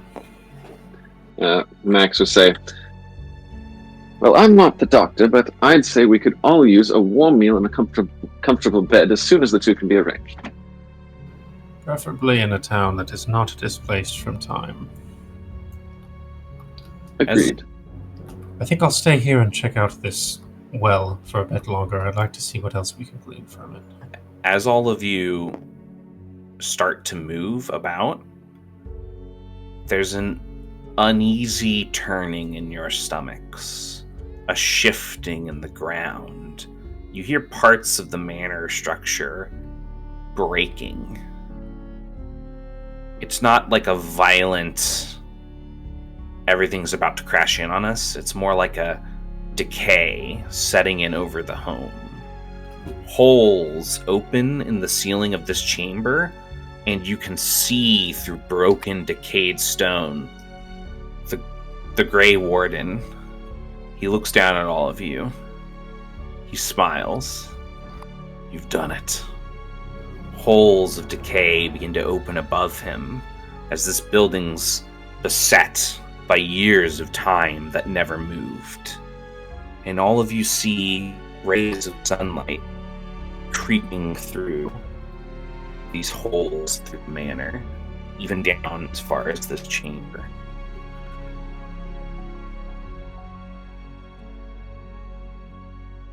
I would like to hide from the sunlight, but also try and get out of the cage. When you move up, you, just like your vampire instincts kick in, you just lock off of the cage. You pull V's body out. It is still. He does not appear to have a heartbeat.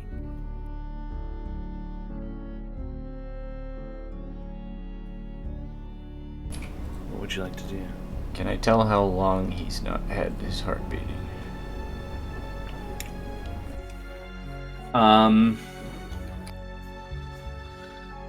There's no injuries on his body or anything. You feel like the pact magic was possibly either shattered or weakened when you died and were reborn.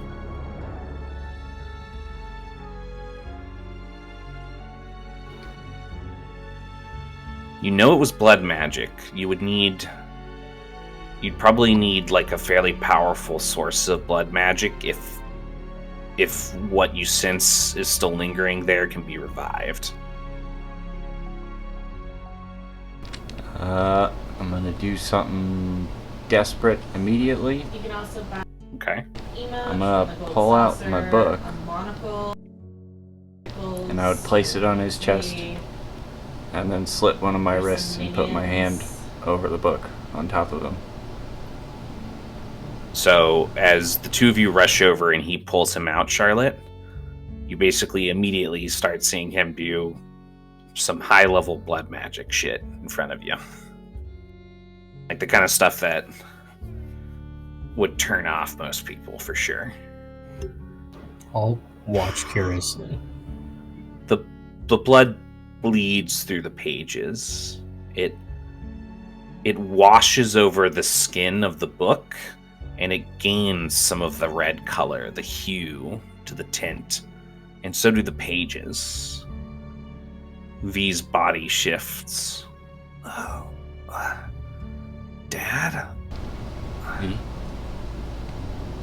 What happened? Something has changed. But you are back. I feel awful. That makes two of us. Well, most of us, actually. Yeah, let me help you out. You help him to his feet. Oh, there's sunlight. Yes, time is catching up with this place, it seems. We have dealt with Harlow.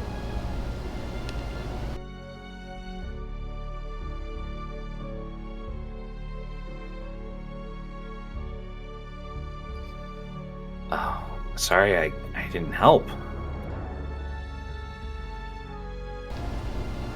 I'm sorry I got you killed. He shakes his head. I mean, we got kind of a raw deal. There's a good chance we're gonna get each other killed at some point. Yes.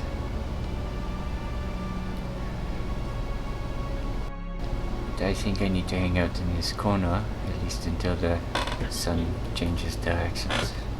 Maybe I can find you like a big, tarp or something. A big blanket. That would be useful.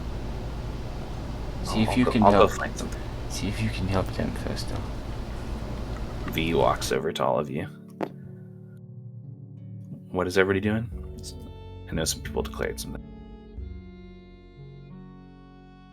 I'm just looking over this ritual site and the well, just to see if there's anything else I can glean about it, or what was going on here, or what the orb was.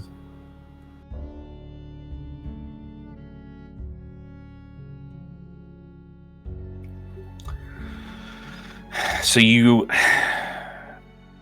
and Max both are coming to the conclusion, just on your own, that it seems like this initial ritual was designed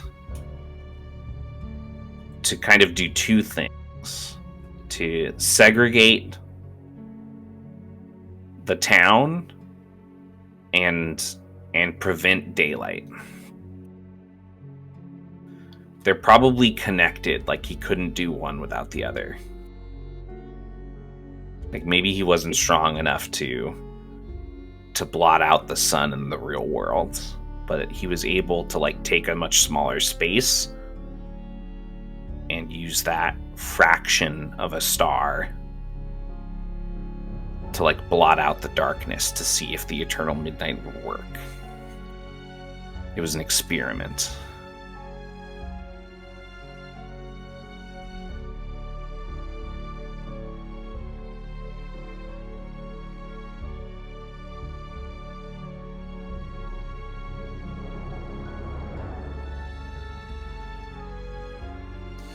There's not really any other loose objects or anything around the ritual site. You would be able to make copies of all the carvings in your journals if you wanted, though.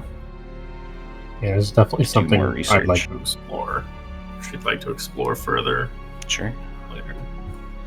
V eventually finds a large cotton blanket, and he comes back over and he throws it over your shoulders. Jensen, how are you doing? Are you even here? You probably can't talk. He's struggling tonight. Is there anything else all of you want to do in this chamber before you venture out?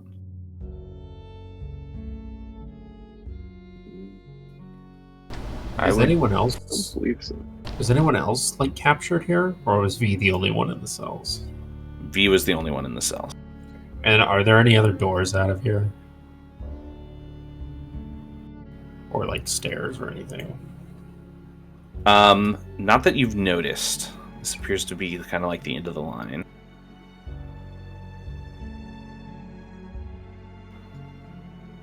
Perhaps there's something we can do about these sarcophagi. After all, either his family might be in here or just other experiments. I think this whole thing with the blood well and the orb may have stopped whatever was happening here, but perhaps there's something more we can do to prevent this from happening again.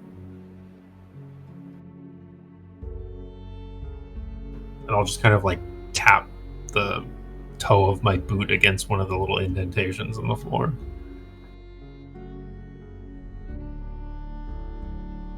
Yes, we would. We certainly wouldn't want someone else coming through and picking up where old Harlow left off. Jensen actually shifts back one of the sarcophagi lids, and he shakes his head. Oh, I was hoping I wouldn't find that. And you see inside there's like a body.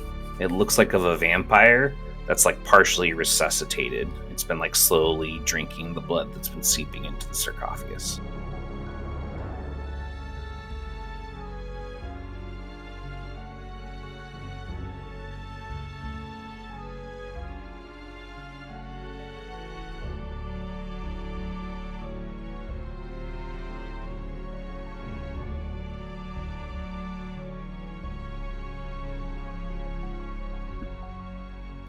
Are they, like, moving at all? Nope. Nope. They seem like they're, like, dead. Like... They're no longer being fed. Yeah. There's no blood to absorb anymore, so they haven't continued reconstituting. Okay.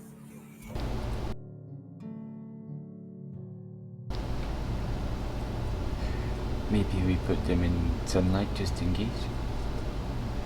And That by is what we, I was I thinking. mean all of you. Yes, I think we should try that.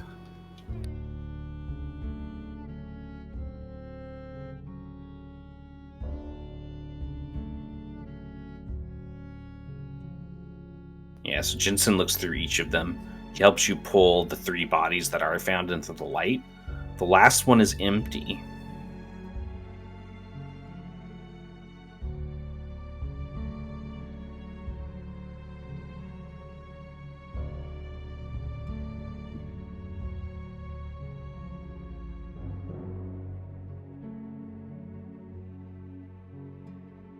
Yeah, I think we should put these bodies in the sunlight.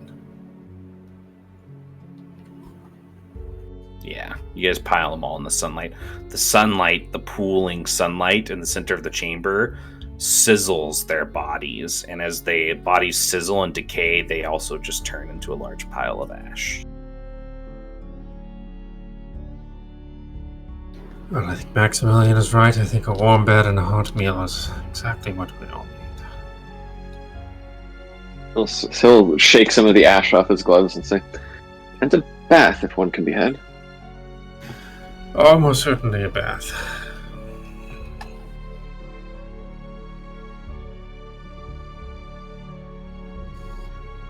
I'm gonna test that blanket and quickly dash through the sunlight with the blanket over. I'm picturing it like when Spike travels around in Buffy. Like you've got to move really quick. Otherwise, you'll burn through the blanket anyways. Gotcha. So you're gonna want to like walk in the shade and stuff when you're outside at the very least. Under a Or in indirect sunlight. Or they could put you in one of the wood coffins that were found earlier in the dungeon area. And they could transport you around that way, if you don't mind enclosed spaces.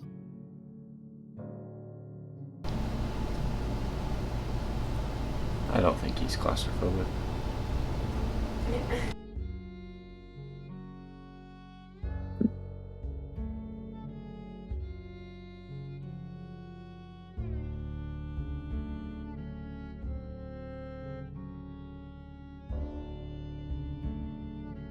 Yeah, Charlotte is interested in leaving. Okay. We kind of travel, our view kind of travels up through the ground, through the stonework, back to the main chamber and to your party, exiting out the front of the manor, looking out over a ruined town, which has somehow found its place back home, where it should have been, settled in the whispering woods invaded by the trees that have grown here since it long before it disappeared.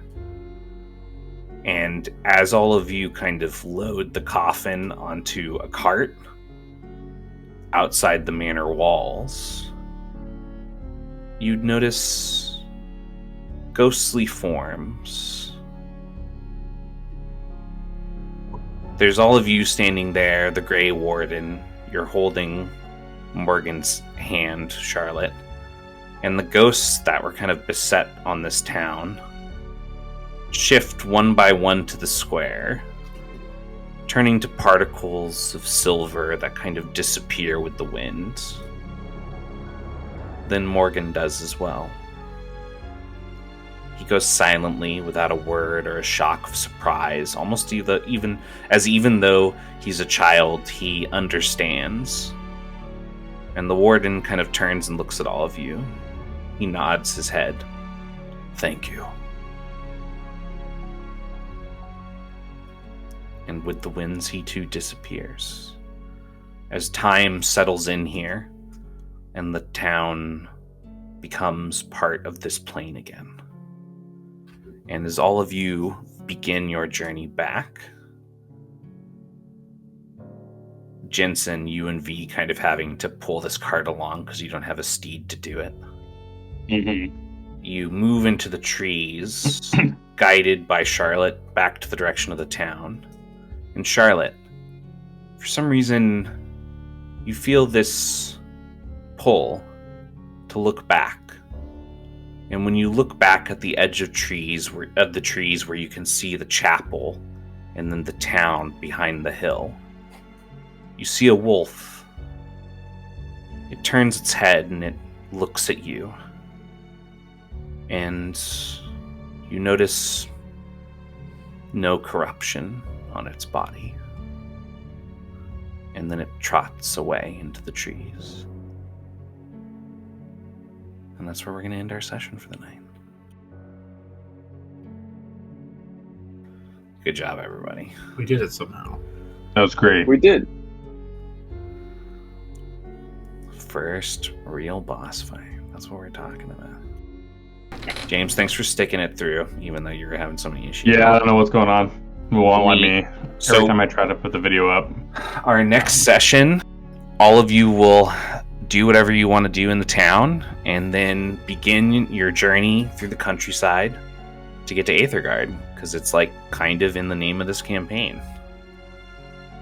And who knows, maybe you guys will want to spend some of that time traveling on the road, reading through a certain book. I don't know about you guys, but I am going to be checking out the nightlife in town. And that's where we're going to end our session. You guys get 1 point for the session. You get 1 point for your awesome roleplay, and you get 2 points for defeating Gareth Harlow, ending the Eternal Midnight, and returning to your plane. So that's 4 characters. Sweet.